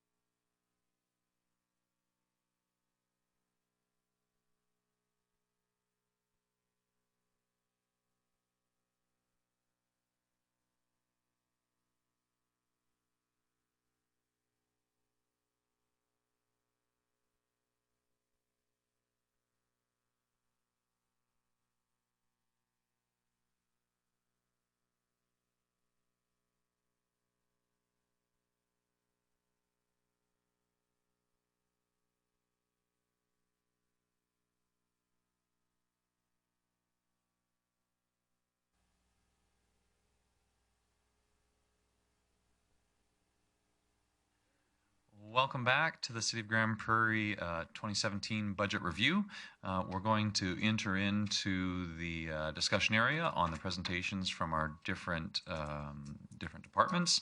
I think we're going to start with a brief introduction from Mr. Anderson, and then we'll move in, I think, to the first department, or first area is community growth. Mr. Anderson. Thank you. I thought I'd clean up some of the questions that were given in the first part of the presentation and ask if you have any further before we actually get into the referrals. There, Mayor Gibbon, you had a question on the amount of MSI usage in 2017 and 18. 2017, it's 15.8 million. 2018, it's 13.3 million. Councillor Rice had a question about the 100th anniversary.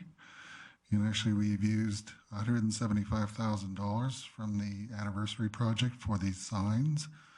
And the balance has been moved into a trust account. It's $145,000. And that's the discretion of council.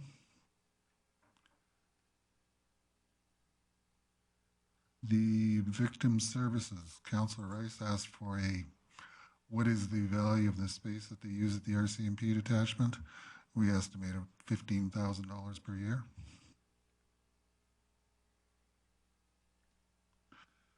And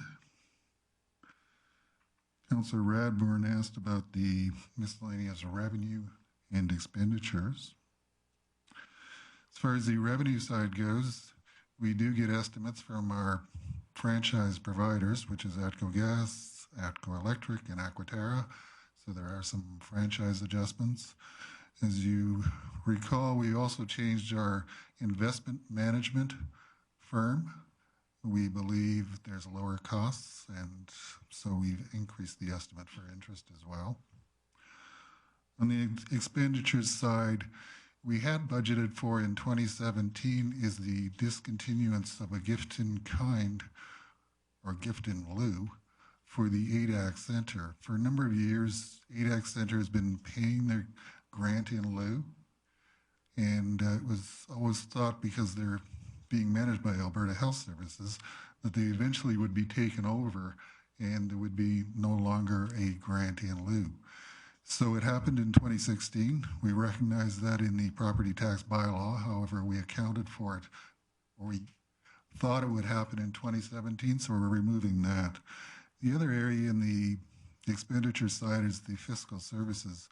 With all the borrowings that we have, we estimate what the cost will be and the timing of those, so that gives rise to a number of differences. I think those are your questions. Do you have any further questions on the current financial situation or where we're at before we get into the referrals? I don't see anybody ringing in. I know we, council, do have an opportunity to ask questions as we go, so if there's something that comes up, by all means, but I don't see anybody ringing in now.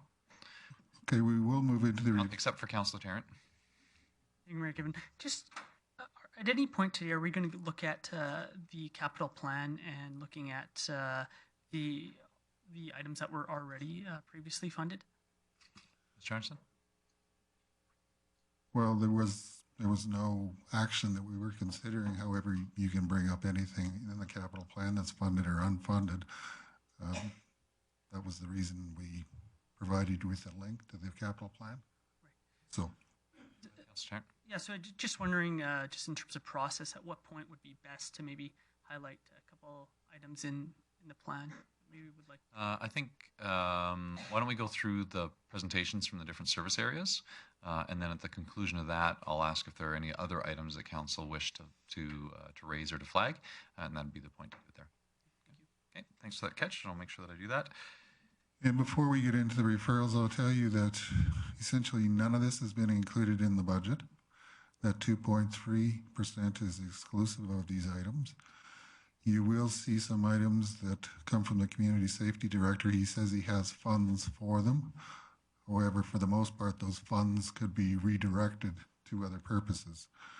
So rather than considering whether it's funded or not funded, consider that they're all unfunded and debate the merits of each project. Okay, thanks very much, Mr. Anderson. Okay, so with that introduction, Councillor, we're ready to go. Administration, are we set, and Director Miyagi. Okay, then I guess you're first up, and we'll ask you to get started. Thank you, Your Worship. We have 5 items that were referred through various times of the year. The first one was referred by committee in August, and it is for $20,000 for a business incubator pop-up program. It is designed as a pilot program for next year, and if successful, it would hope to be proceeding in the following years. This program is for the downtown revitalization zone, and the $20,000 accounts for essentially the development permits, the cleaning costs, the incidentals needed for vacant space, as well as the marketing, the events, and the training for the retail tenants that participate in this pop-up program. Okay, I see Councillor Rice. Just to confirm, none of these have been included in the budget. That's true. So None of these have anything been. we say yes would be an increase. Well, I think as Mr. Anderson just said, if council wishes to discuss any of the programs and their merits for potential inclusion, we would flag them now, and then we would vote on them at the end. In terms of the overall property tax increase, these would be additions to our budget. The overall property tax increase, there are also additional strategies that council could use to determine what that total increase, if any, is. Okay, thank you. Okay. Councillor Clayton. I would like to flag this item. Thanks, Councillor Clayton. Okay, so this item will be discussed later on. Director Miyagi.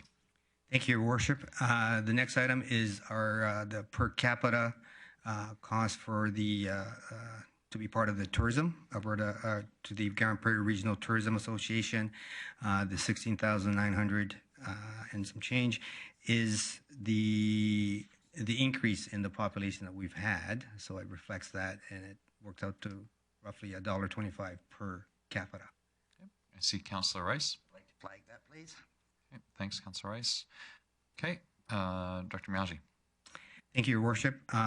This item is the PAZA funding request. Approximately, well, I guess we can say 21,000 is the ask, and Council is aware of the details of this. It is based on a per capita formula. It approximately works out to about 30 cents per capita. Okay. Councillor Rice in the queue. Okay, Councillor Rice has flagged that. Okay, Director Miyagi. Thank you, Your Worship. The next item is it's referred as the French language marketing.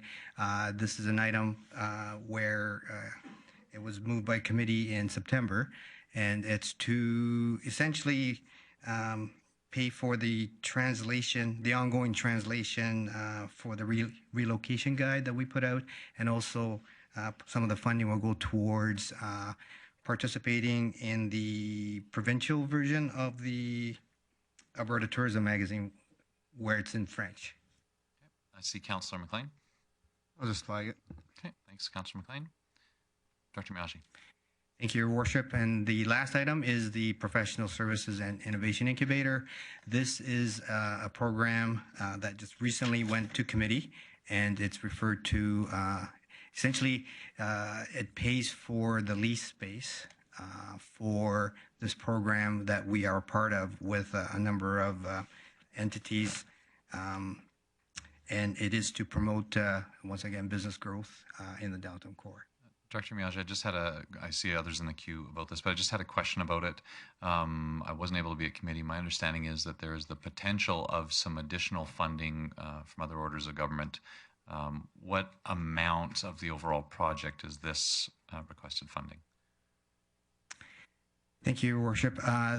This amount would be approximately 10% of the total magnitude of the program. Okay, thank you. I see Councillor Rice. Flag that, please. Okay, Councillor Rice has flagged that. And I think we're through the community growth. slide that I have, were there any additional items that we weren't aware of? No, Your Worship. Okay, thank you. So we'll move to Community Living. Director Roth. Thank you, Your Worship. The first item on the community living slides refers to the community group funding, and that is also correlates to the sheet that circulated to council independently. On these sheets, I'll explain how the sheet works first off. Anything listed under the column of 2017 budget is actually in the budget. So where it says 2017, 2018 budget, those are the dollars that are already committed in the budget. 2017 recommended and 2018 recommended are those projects that were recommended by Council Committee of the Whole on October 13th of this fall. Any items that were flagged at that particular meeting or have risen in the community living area since then, such as the requests that are listed on the screen, are not reflected in the funding.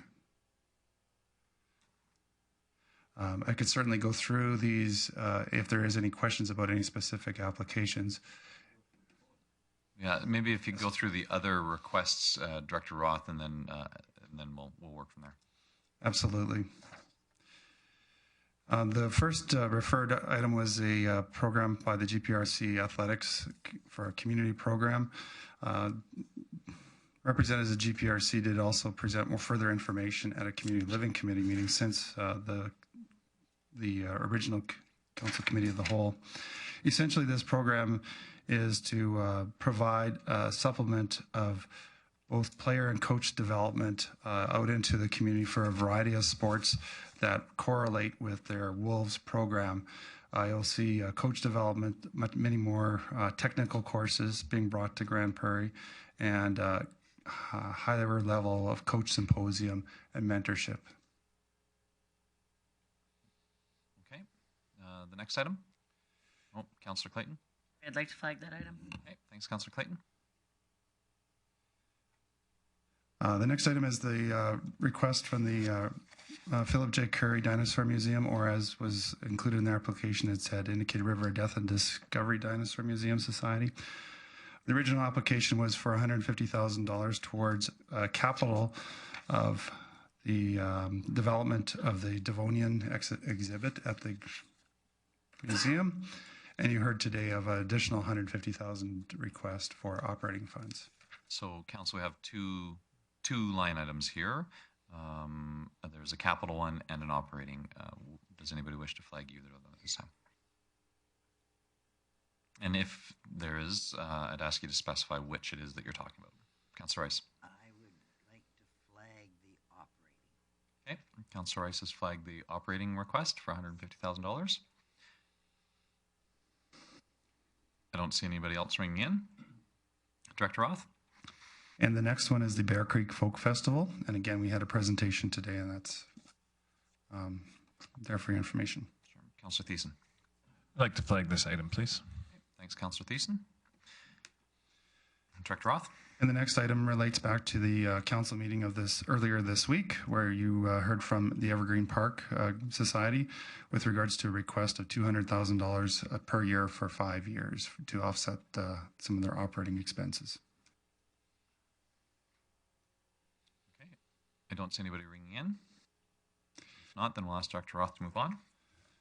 Councillor Tarrant. I'd like to flag that. Okay, Councillor Tarrant flags Evergreen Park. Dr. Roth. And the last item relates to a delegation request from this previous week's Community Living Committee, where we had heard from the Disc Golf Society, who had not applied for original funding, but came to committee to request for funding to do a basic disc golf course at South Bear Creek. Their intent is to either do a basic disc golf course at South Bear Creek, or use that funding, if possible, to leverage it to build a more enhanced course at South Bear Creek. I see Councillor Thiessen. I'd like to flag this item, please. Thanks, Councillor Thiessen.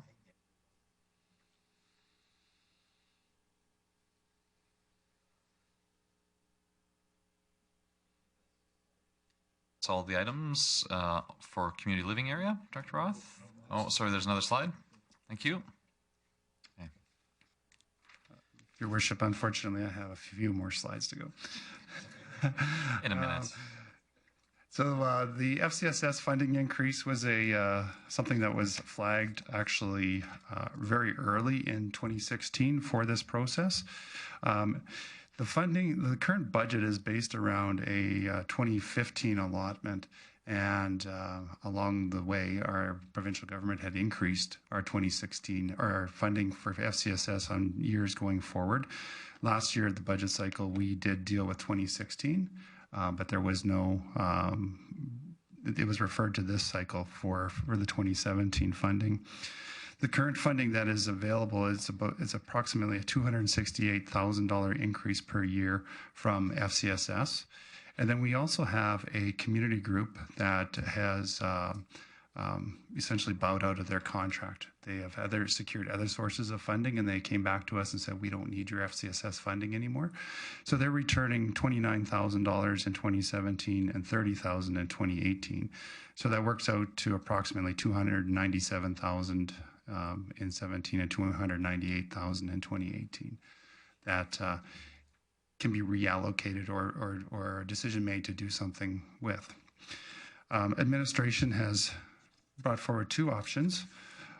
Essentially, the first option is to use a small piece of that funding for continuing on with some of their existing work. The poverty reduction strategy would see some extra dollars being able to help them continue on with that work. Primarily in 2017, that work would involve focusing on the LIRA and low-income transit lead-up programs, just to try to quantify the benefit of those programs. The second piece of that is also a recognition that in 2017 is the 50th anniversary of the FCSS program, and municipalities are encouraged to have some sort of celebration around that. And so that was identified by administration. And then the third piece of that option would be then to reallocate the remaining amount back to any agencies. We have heard from agencies that probably one of the biggest factors that they are struggling with or going to be struggling with is the changes to the minimum wage requirements. And unfortunately, a lot of providers and social services agencies do pay at minimum wage. And so that's one of the challenges that we have heard from many agencies that they are going to be struggling with in the years coming forward.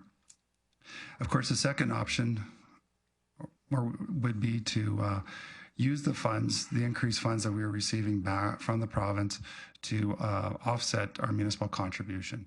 That's the decision that council made last year, and we could carry that forward. And of course, the third option would be to look at a combination of any of the pieces that we've talked about. Okay, I see Councillor Thiessen. Thank you, Mayor Given. I'd actually like to flag option 3, but I'm going to get to that. I just have a quick question around the 50th anniversary of FCSS funding.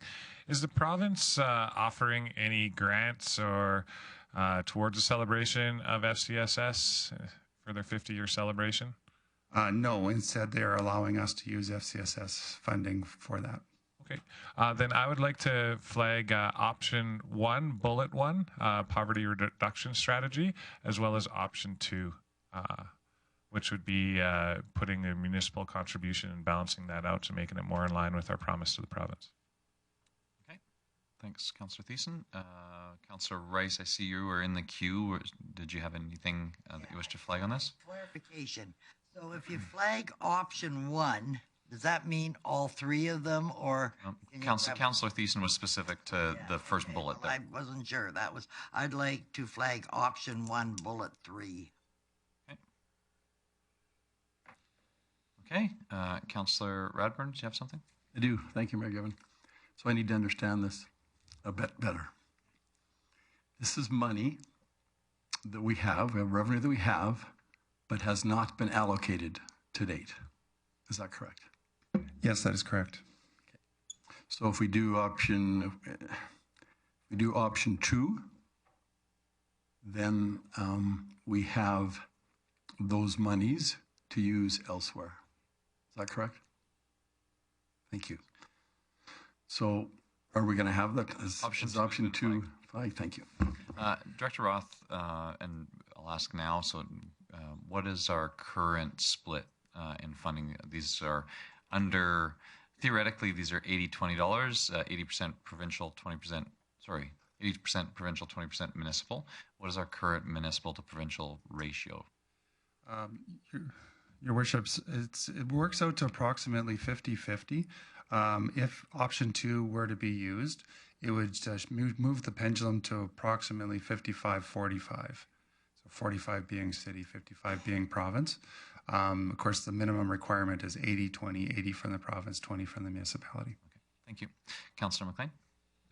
Thank you, Mayor Gibbons. Just to piggyback on Mayor Gibbons' question, are we not the highest urban and town in the province of Alberta for FCS funding formula and how we're increasing it besides specialized regions? Are we the highest for funding that formula per capita? Roth? That information? I don't have information that would suggest that we're highest. We are certainly high by certainly by my previous answer around the ratios. There are many municipalities that opt to stay closer to the 80-20 ratio. Okay. So Councillor Thiessen has identified already option 2 in terms of using funds to reduce the municipal over-contribution. Is it, I guess this is sort of a question for administration and council, is it all helpful? I'd like to specifically discuss the 29,000 and 30,000 that were returned to FCSS from a community organization. Do we need to speak about that differently, or should I flag that as its own individual item? Director Roth? Certainly you could flag that as its own individual item. We had included that in the overall picture because that is FCS dollars that... Sure. Okay, so can I flag the $29,000 and $30,000 that were the returned FCSS funds as an individual item for discussion? Councillor Rice? Just clarification, is that 29,000 included in the 272,055? Yes, it is. Okay. Okay, thanks very much, Director Roth. Okay, as you said, you have a number of slides. Keep going. Carry on. The next project on the slide is the addition or renovations or improvements, I guess is the better word, to the Nine Diamonds campground at South Bear Creek. It was $100,000 primarily to enhance the water and electricity. Water would give each campsite its own service, and electricity would bring it up to 100 amp service. Okay, I see Councillor Rice. Flag that, please. Okay, Councillor Rice will flag that item. The next item is we're calling it the South Bear Creek vandalism issues or concerns. The proposal that was brought forward to Community Living Committee last week was specifically around developing a fence along 100th Street to prevent people from driving from 100th Street into the parking lot and back, vice versa. At that time, of course, committee had also suggested that we look at other options, and certainly we will be looking at other options that within the $50,000 amount if this is approved. Okay, thanks very much, Councillor Radburn. Flag, please. Okay, thanks very much, Councillor Radburn. Director Roth? And the next item is an amount that was referred for the design of exterior renovations to the curling club. This would see the outside of the curling club have a bit of a facelift. This is actually for the design piece only. The actual cost for the construction piece would be about $280,000, and we would look at adding that into a future capital plan and or having it be a shovel-ready type project that could be used for potential grants in the future. I'll flag this item. And the last item on this slide is the referral that came through committee around enhancing existing events for the Canada's 150th anniversary. Sorry, Councillor Thiessen, I see you're in the queue. Thank you very much. I'd like to flag this item, please. Okay. Thanks, Councillor Thiessen.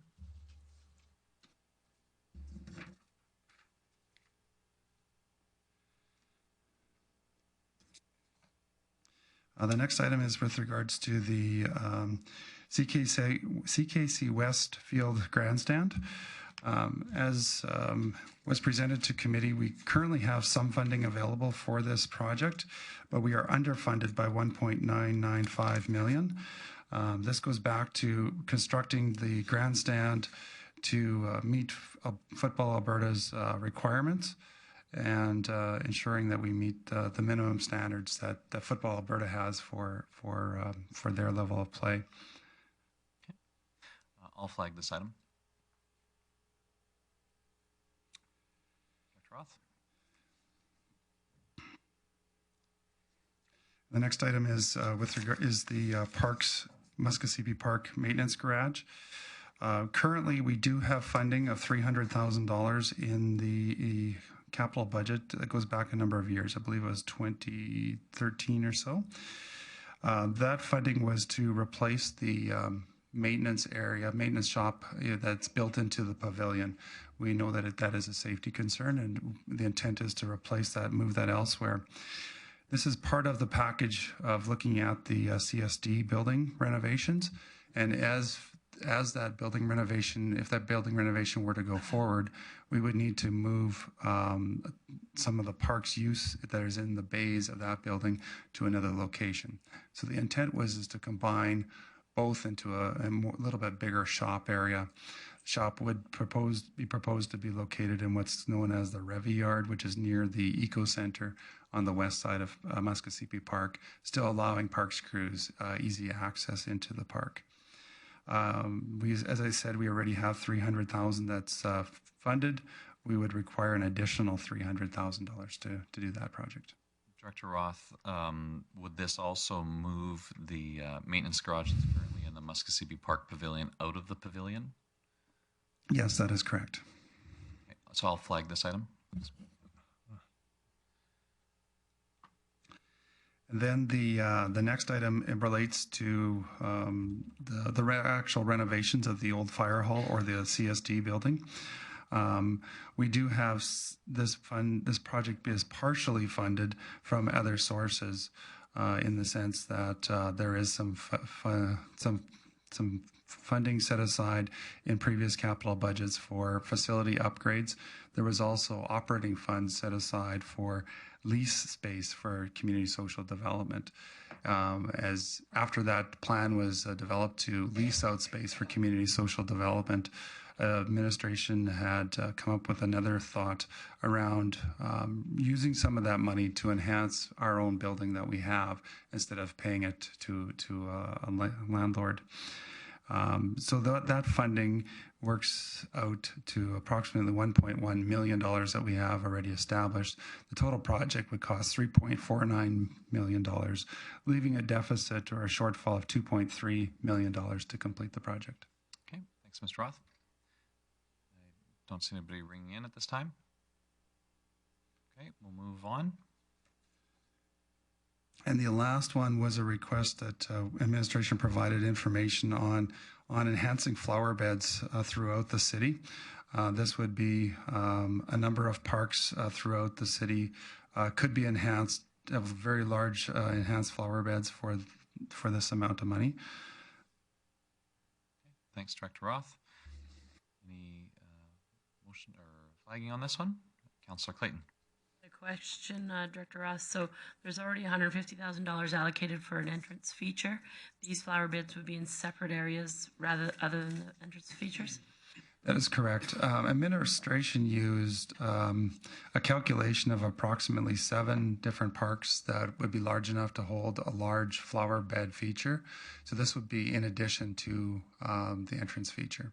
So my question is, can you remind me, are they in residential areas? Are they in, main transit routes? Are they something tourists are going to see? What's the focus on them? So administration has identified parks throughout the city. Most of them are adjacent to collector or arterial roads, but the final locations could still be determined in future. We could always bring the list back to have the list actually confirmed. This was to create the holding place for the funding to do that. I'd like to flag this item. Thank you. Thanks, Councillor Clayton.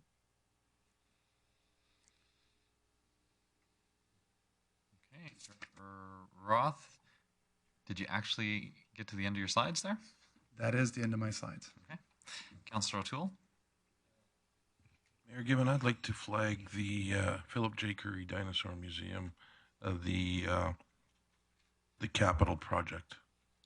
Okay, so the operating has been already been flagged? Flagged. I'd like to do the other one as well. Okay. So we will also, when we discuss, yes, so the operating has already been flagged. Councillor O'Toole is also flagging the capital project. So we'll discuss both when that comes up. Okay, I think we move on to community safety next. Director Galante. Thank you, Mr. Mayor. I'm going to present 6 items referred by Community Safety Committee to today's mini-budget deliberations. The first item is from the Engineering Department. It's the Bridge Inspection Program. With this program, engineering services will provide inspections for several bridges throughout the city, including 2 bridge culverts that are currently underwater and cannot be inspected by conventional means. These 2 locations, and I have a map here on the screen showing those 2 locations for this particular bridge culverts. One is south of Highway 40, south of Dunvegan Gardens, and the other one is west to the airport. So we need to prepare cofferdams to dewater this area to perform proper inspection, or we need to hire a specialized diver to go underwater and with equipment and perform the inspection. We had some funding set aside in 2017 as part of the original 4-year cycle, just $10,000. The total cost of the program is $65,000, and we're looking for $55,000 extra. As Director Anderson mentioned initially, we have identified potential sources to supplement this from surpluses from the overlay program in 2011 and road rehabilitation in 2012 to cover the $55,000. However, if Council decides not to fund this, that money will return to general pot. Okay, thanks, Director Galante. Councillor Thiessen. I'd like to flag this item, please. Okay, thank you. Councillor Radburn. I just want all of us to be on the same page here. For example, on this one, if we didn't flag it, then it would just be covered the way you had represented it at this community safety meeting, that you would find another source to do the 55. Mr. Mayor, in this particular case, the request to Council right now will be to approve the transfer from the 2011 overlay program for $52,000 and from the 2012 road rehabilitation program, because we have surpluses on those 2 programs and we closed the project. Good, yeah, so we should be flagging it so we can make that decision. So if Council wishes to see these projects go forward, then we should flag them. In these cases, we would be approving a transfer of funds between areas. The result of not flagging them would be that the projects, the funds would be available for other things.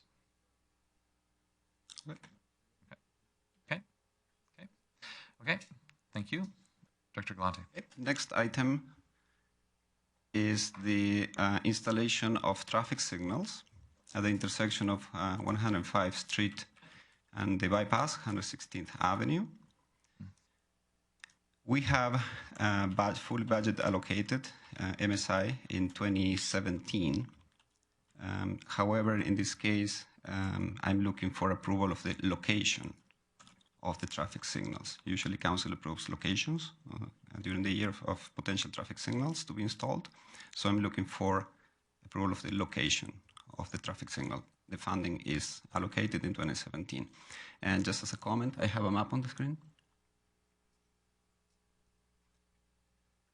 This is the location of the traffic signal, and the installation of this set of lights here is tied into the 102nd Street functional study.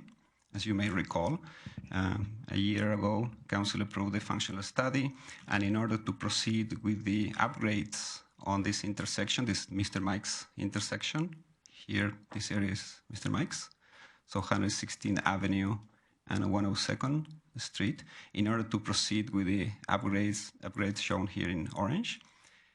The project also requires the installation of traffic signals on 105 Street. just for information. So for clarification, the things that we're seeing on screen right now in orange Are fully funded. are fully funded? Yes. And so the administration's view is that the 105th Street signalization is a portion of this project or a prerequisite to this project. That is correct. Also, it's a priority for pedestrian traffic. That intersection sees a lot of pedestrian movements, plus the vehicular conflicts. That's the reason of the request. See, Councillor Tarrant was in the queue. Thank you, Mayor Given. Horatio, just could you talk to where the funds? So you said it's fully allocated already for traffic signals. So we're pulling it from another traffic intersection. Is that correct? Councillor Tarrant, we maintain a list of priorities for traffic signals that we monitor on a regular basis. So I have a signal warrant analysis with probably 15 intersections, and this intersection ranks very, very high on the list. I would say it's a top priority right now. So it was taken from a lower, the funds were taken from a lower priority intersection? No, we have a pot of money available. That's just a general?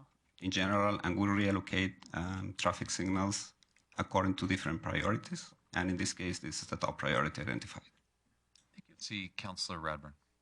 I'll flag it to confirm the location. Okay, thanks, Councillor Radburn.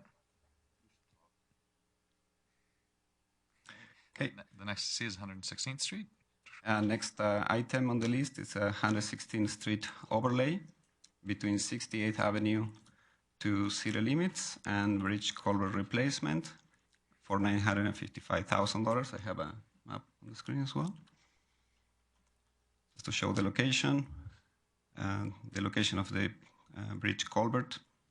This bridge culvert needs to be replaced as part of the project. Otherwise, the end of life of this asset is scheduled by 2020. So in order to avoid, re-excavating the road in 2020, we bundled the road overlay plus the bridge culvert replacement together. We have identified funding coming from surpluses from projects that we closed in 2013 and 14. So again, in this case, we will be asking the council to approve the internal transfer of funding. See, Councillor McLean. Thank you, Mayor Given. I'm pretty sure I'm going to flag it. Just got a couple questions on it. Is this part of the, when we annexed lands that we got the road? That's question one. Director Galante. Thank you, Mr. Mayor. Councillor McLean, that is correct. This quarter section, this length here is 800 meters. It was part of the annexed area. The county has upgraded this section of the road south of city limits, the new city limits. So in order to, in the future, utilize this road as a truck road, we need to perform some upgrades on the general strength of the road. That is the reason of the overlay.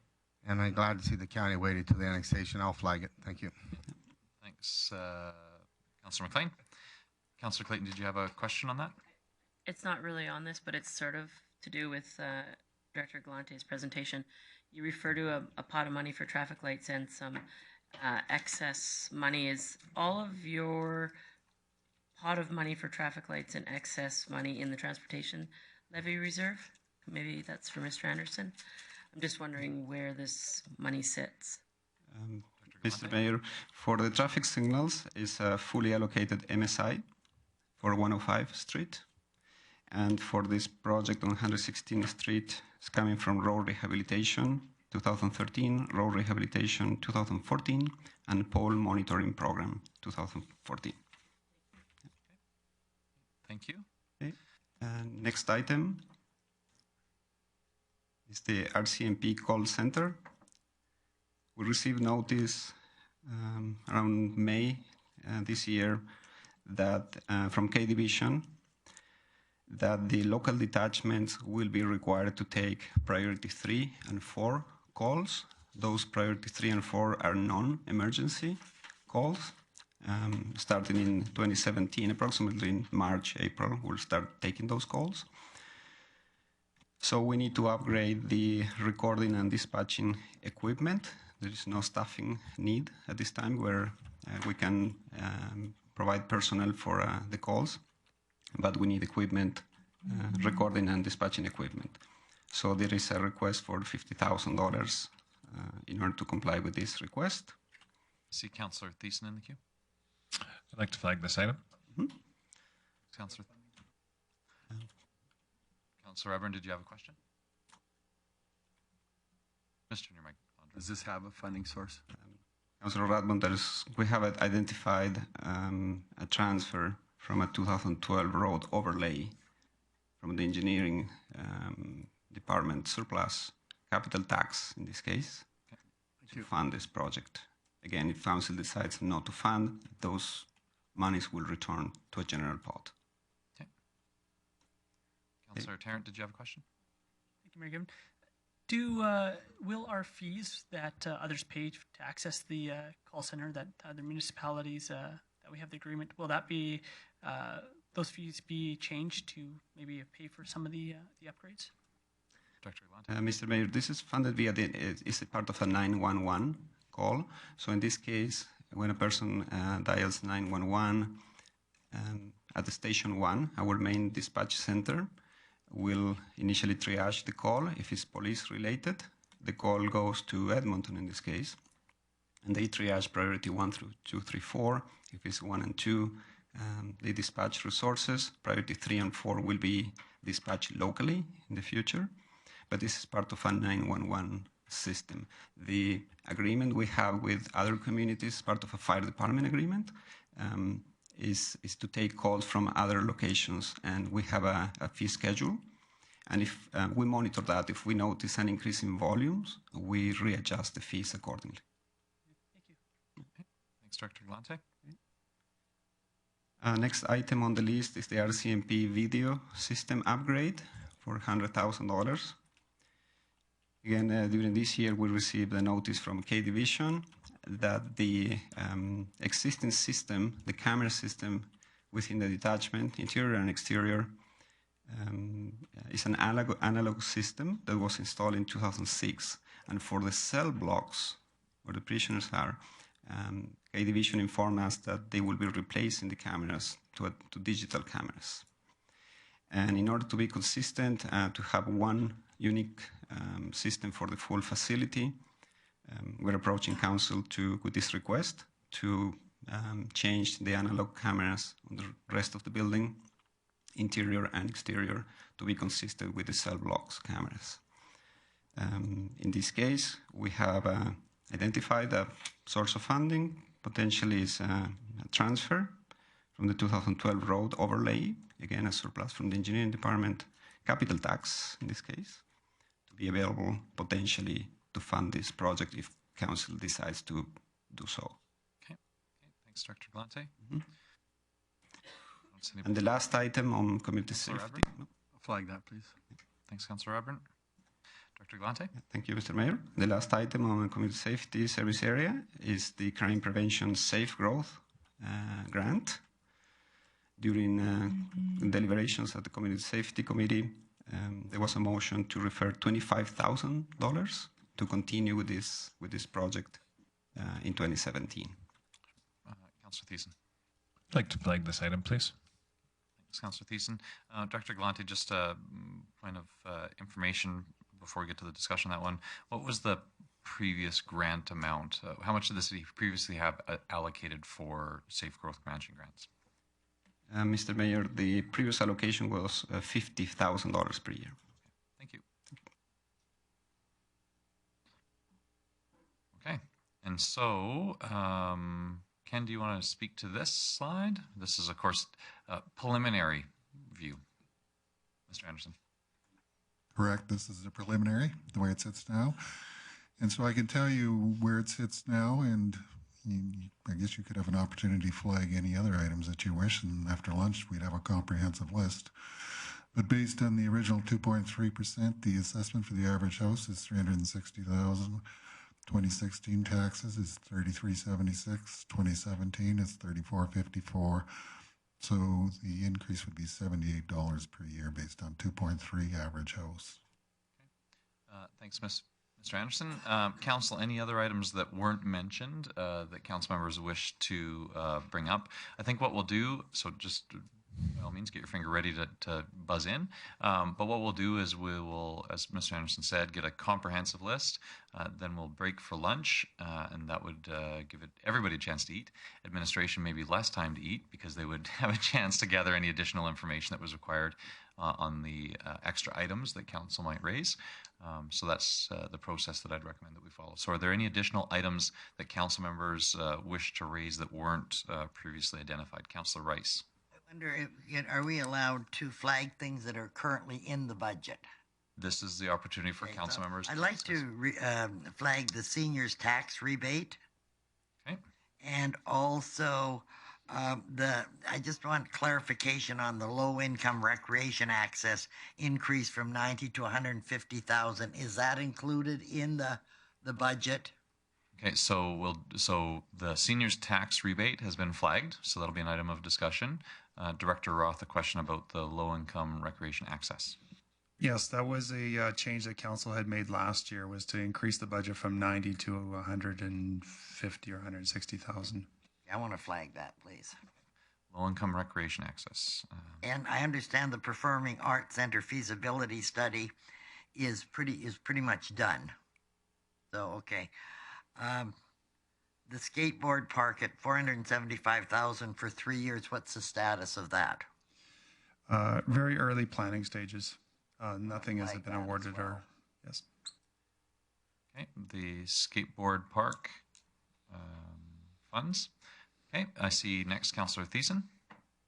Thank you very much, Mayor Bill. I'm just going to go over the capital stuff that I've highlighted, and then I have some operational questions as well. So maybe can you just help us out by identifying the ones that you wish to flag for additional discussion, if you wish an action? That way, administration will have some time over lunch to gather some information that they could provide us.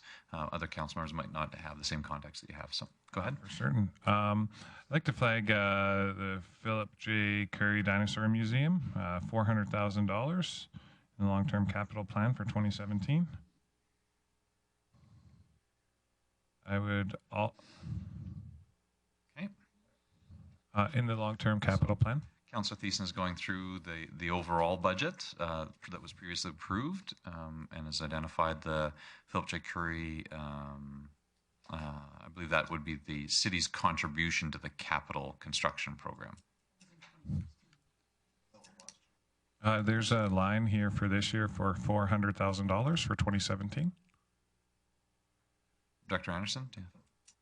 Yes, that was just the balance of the payment for the $3.5 million contribution to them. That's been committed. Okay. Okay, so you're flagging that one, Councillor Thiessen? No, I suppose we can remove that now. I'd also like to flag roads, 92nd Avenue paving, Park Road to 92nd A Street, $805,000. Roads under community safety, 92nd Ave paving, Park Road to 92nd A Street, $805,000 for 2017, general debenture or local debenture. I'd also like some more information on the permanent line marking program for $600,000 under roads. I'd also like to get some more information on the fire and dispatch technologies from other capital projects at $1,040,000 for 2017. This is all under ITS, if you're looking. Also, network and corporate initiatives at $330,000 for 2017. And just a question under our suburban transit hub project for Director Miyagi. We have $125,000 committed to capital tax. And then we have other provincial grants at $250,000. Are those already grants that have been handed out, or are they more specific, or is it just hopeful? Director Miyashi? Through the chair, those are grants that have been received, so they're projects that are going to go forward. Okay, yeah, that's what I wanted to know. Thank you. And that's it for now. I'll let council go through the rest, and then I'll talk operating. Okay, Councillor McLean. Thank you, Mayor. Given just two questions, has been put through the delegation with the victim services. Has that been added? It's not. It's on, and No, it has not been added. If somebody wished to okay, so discuss that's what I'm asking. I red flagged that one, and for 20,000 more per year, then I'll just at the time for reserves or whatever. And the other one is the creative arts. Has that been?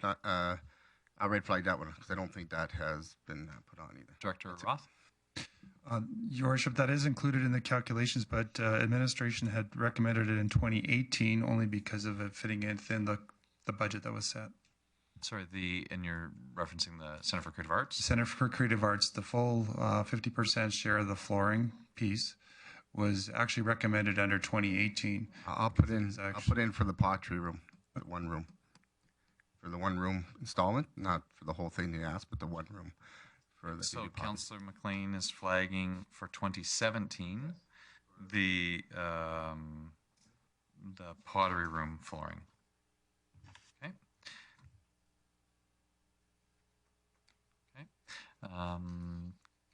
Councillor Tarrant. Thank you, Mayor Given. I just wanted to follow up on something that Councillor Thiessen had mentioned, the suburban transit hub. Just wondering, so it sounds like the provincial funds have been received. Just wondering timeline on that project. Director Miyaji. Through the chair, we will still need to go through the transit master plan, and then so we anticipate probably 17 or in the long shot be 18 as well. But we're hoping to do stuff on it next year. So there will be funds required in 2017. Yes. Councillor Rice. And I don't know if this is the place to flag it, but the trust fund with the $145,000 100th anniversary funds, like, do we need to flag that so we can discuss if we want to leave it there or what we're going to do with it? Mr. Anderson. Well, Mayor, given you don't need to flag it at the moment, it will remain there until such time as council decides to deal with it. It doesn't have to be today, though. So just to clarify, so it's not available for general revenue. It's in a specific trust. Well, it's in a specific account for what was the intent of the trust? The trust was set up for the 100th anniversary, is funded through tax dollars. Council designated it as a trust for something else. So you can use it for general revenue if you wish. Councillor Rice, do you wish to flag that item? Yeah, I do, please. Okay. Councillor Rice will flag the remainder of the 100th anniversary funds for discussion. Okay. Council, I don't see anybody else in the queue.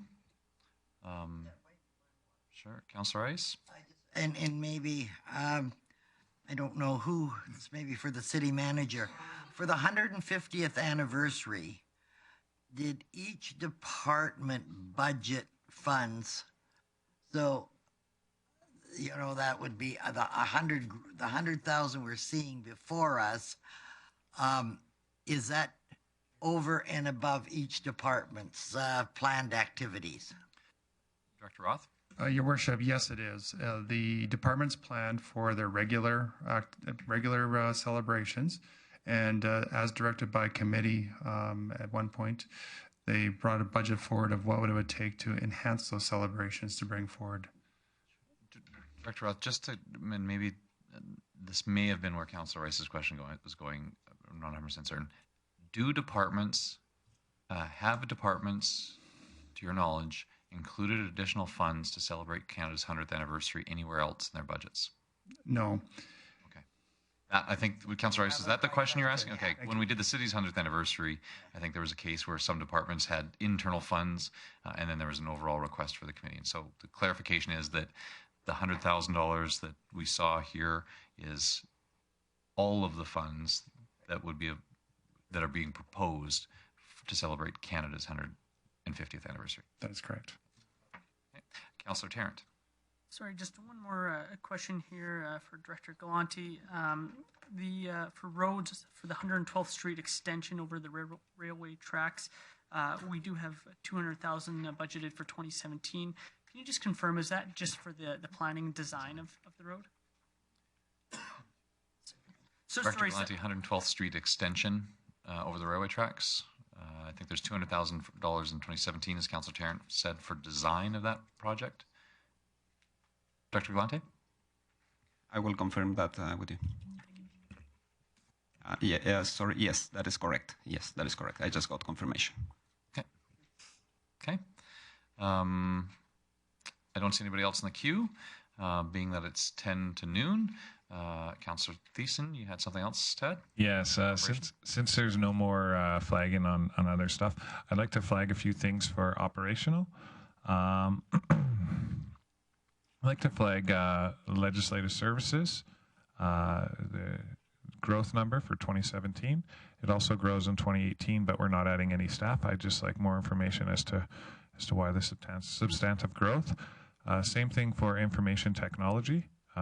It's growing almost $200,000 or over $200,000 in 2017, and then another $200,000 almost in 2018. I'd just like to know why. Also, under the leisure center, we have under facilities $86,000 that we spent in 2016. We are growing that number in 2017 to 139 and then 194 in 2018. I'd like to flag that and wonder why. Also under recreation and parks, although I understand it's probably due to our annexation, we have significant growth in 2017 and 2018 there as well. I'd like to know more specifically with our annexation, what is the increase in parklands and the number of staff that we're going to have to add in order to take care of those lands, and if those numbers are in line. Also, recreation and sports development under community services. We have a significant bump in 2017, $80,000, and it drops back down in 2018. I'd like to understand more about that $80,000 bump. Also under the leisure center, under recreation and parks, although administration has taken $1 million off of each, we are also growing it by 70,000 and 90,000 from 2016 levels in comparison to 2017-2018. I'd like to understand more about that. This is the leisure center? Leisure center under recreation and parks. Also, the beach at Bear Creek Pool. I'd like to understand how much usage we're using on that, and if the 33,000 for 2016 and 34 and 35 for 2018 will be used. The Eastlink Center, I have it red flagged, only because we had a $277,000 increase in this past year, and we're going to be dropping that by 100,000 over the next 2 years, but adding 20 staff over the course of the next 2 years too. I wanted to know if those numbers are realistic or if we're going to run into problems in the future with this council or another council.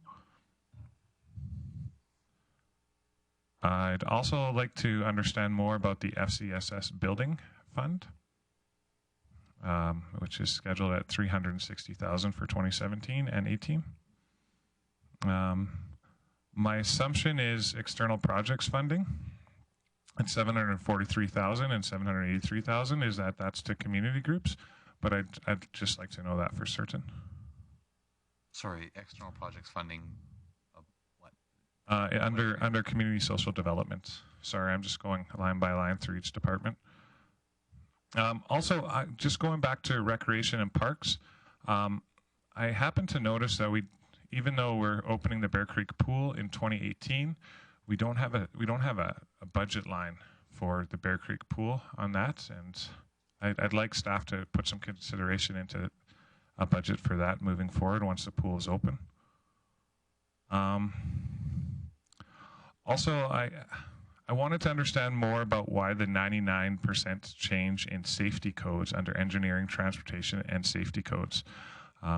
Apparently, we made $1.5 million in 2015 and only $22,000 in 2016, and we anticipate to make or lose $275,000, $364,000. So I'd just like to understand that more in regards to the budget. And those are all the things that I had highlighted. Okay, thanks, Councillor Thiessen. Any additional items? I think, Councillor Thiessen, some of these, are you flagging? Do you have specific actions, or are you looking for additional information? Yes, thank you. Director Anderson has told us time and time again every year that we do budget that it's like pushing a wave, that unless we attack operations, we're never going to get ahead of that wave. I would like to understand the increases in costs and the staffing amounts and how they're justified. So maybe we can get ahead of this wave for our taxpayers. So I may be pulling some things and flagging them, but I'm flagging them right now just to get a better understanding so that we can make a full decision based on operation on capital costs and expenses. And if we can decrease operationally in some regards, I think that would be a good way to go.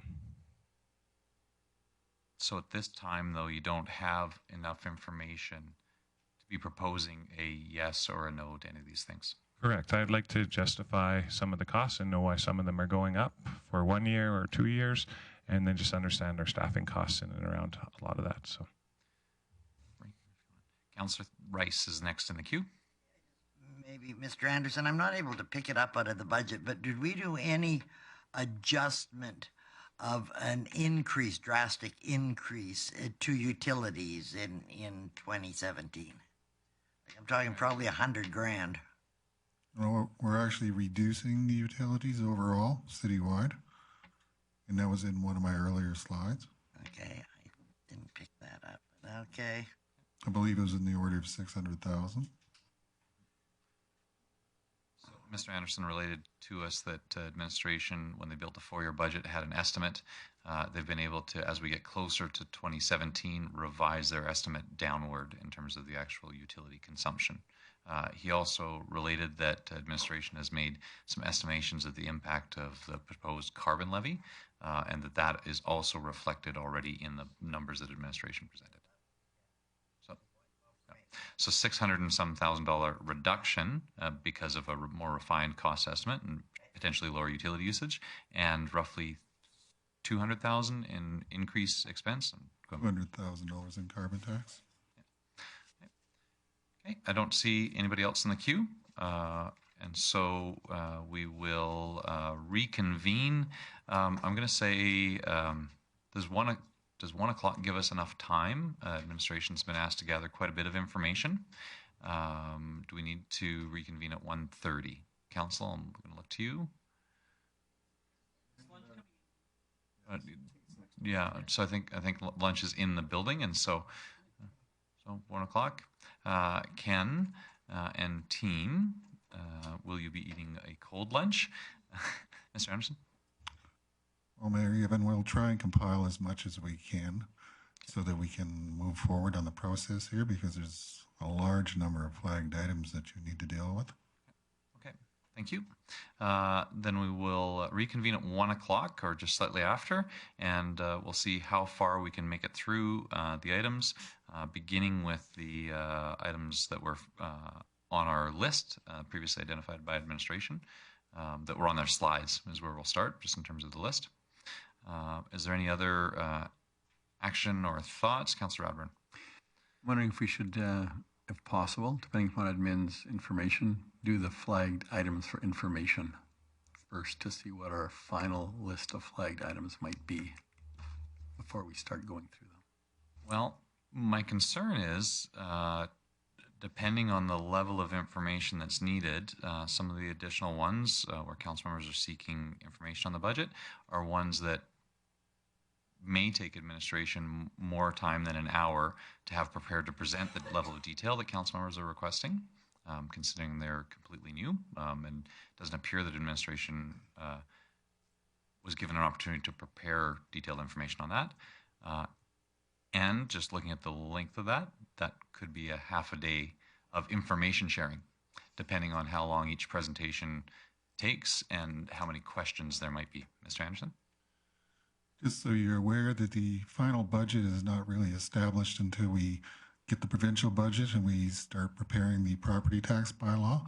So if you want information, there's always the ability to still amend the budget, but it will be in the spring, up to the spring, when we actually do finalize it.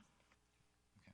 So let's start with the stuff that was that administration has the full details at hand, and so we'll start from the start of our slides and go through the flagged items.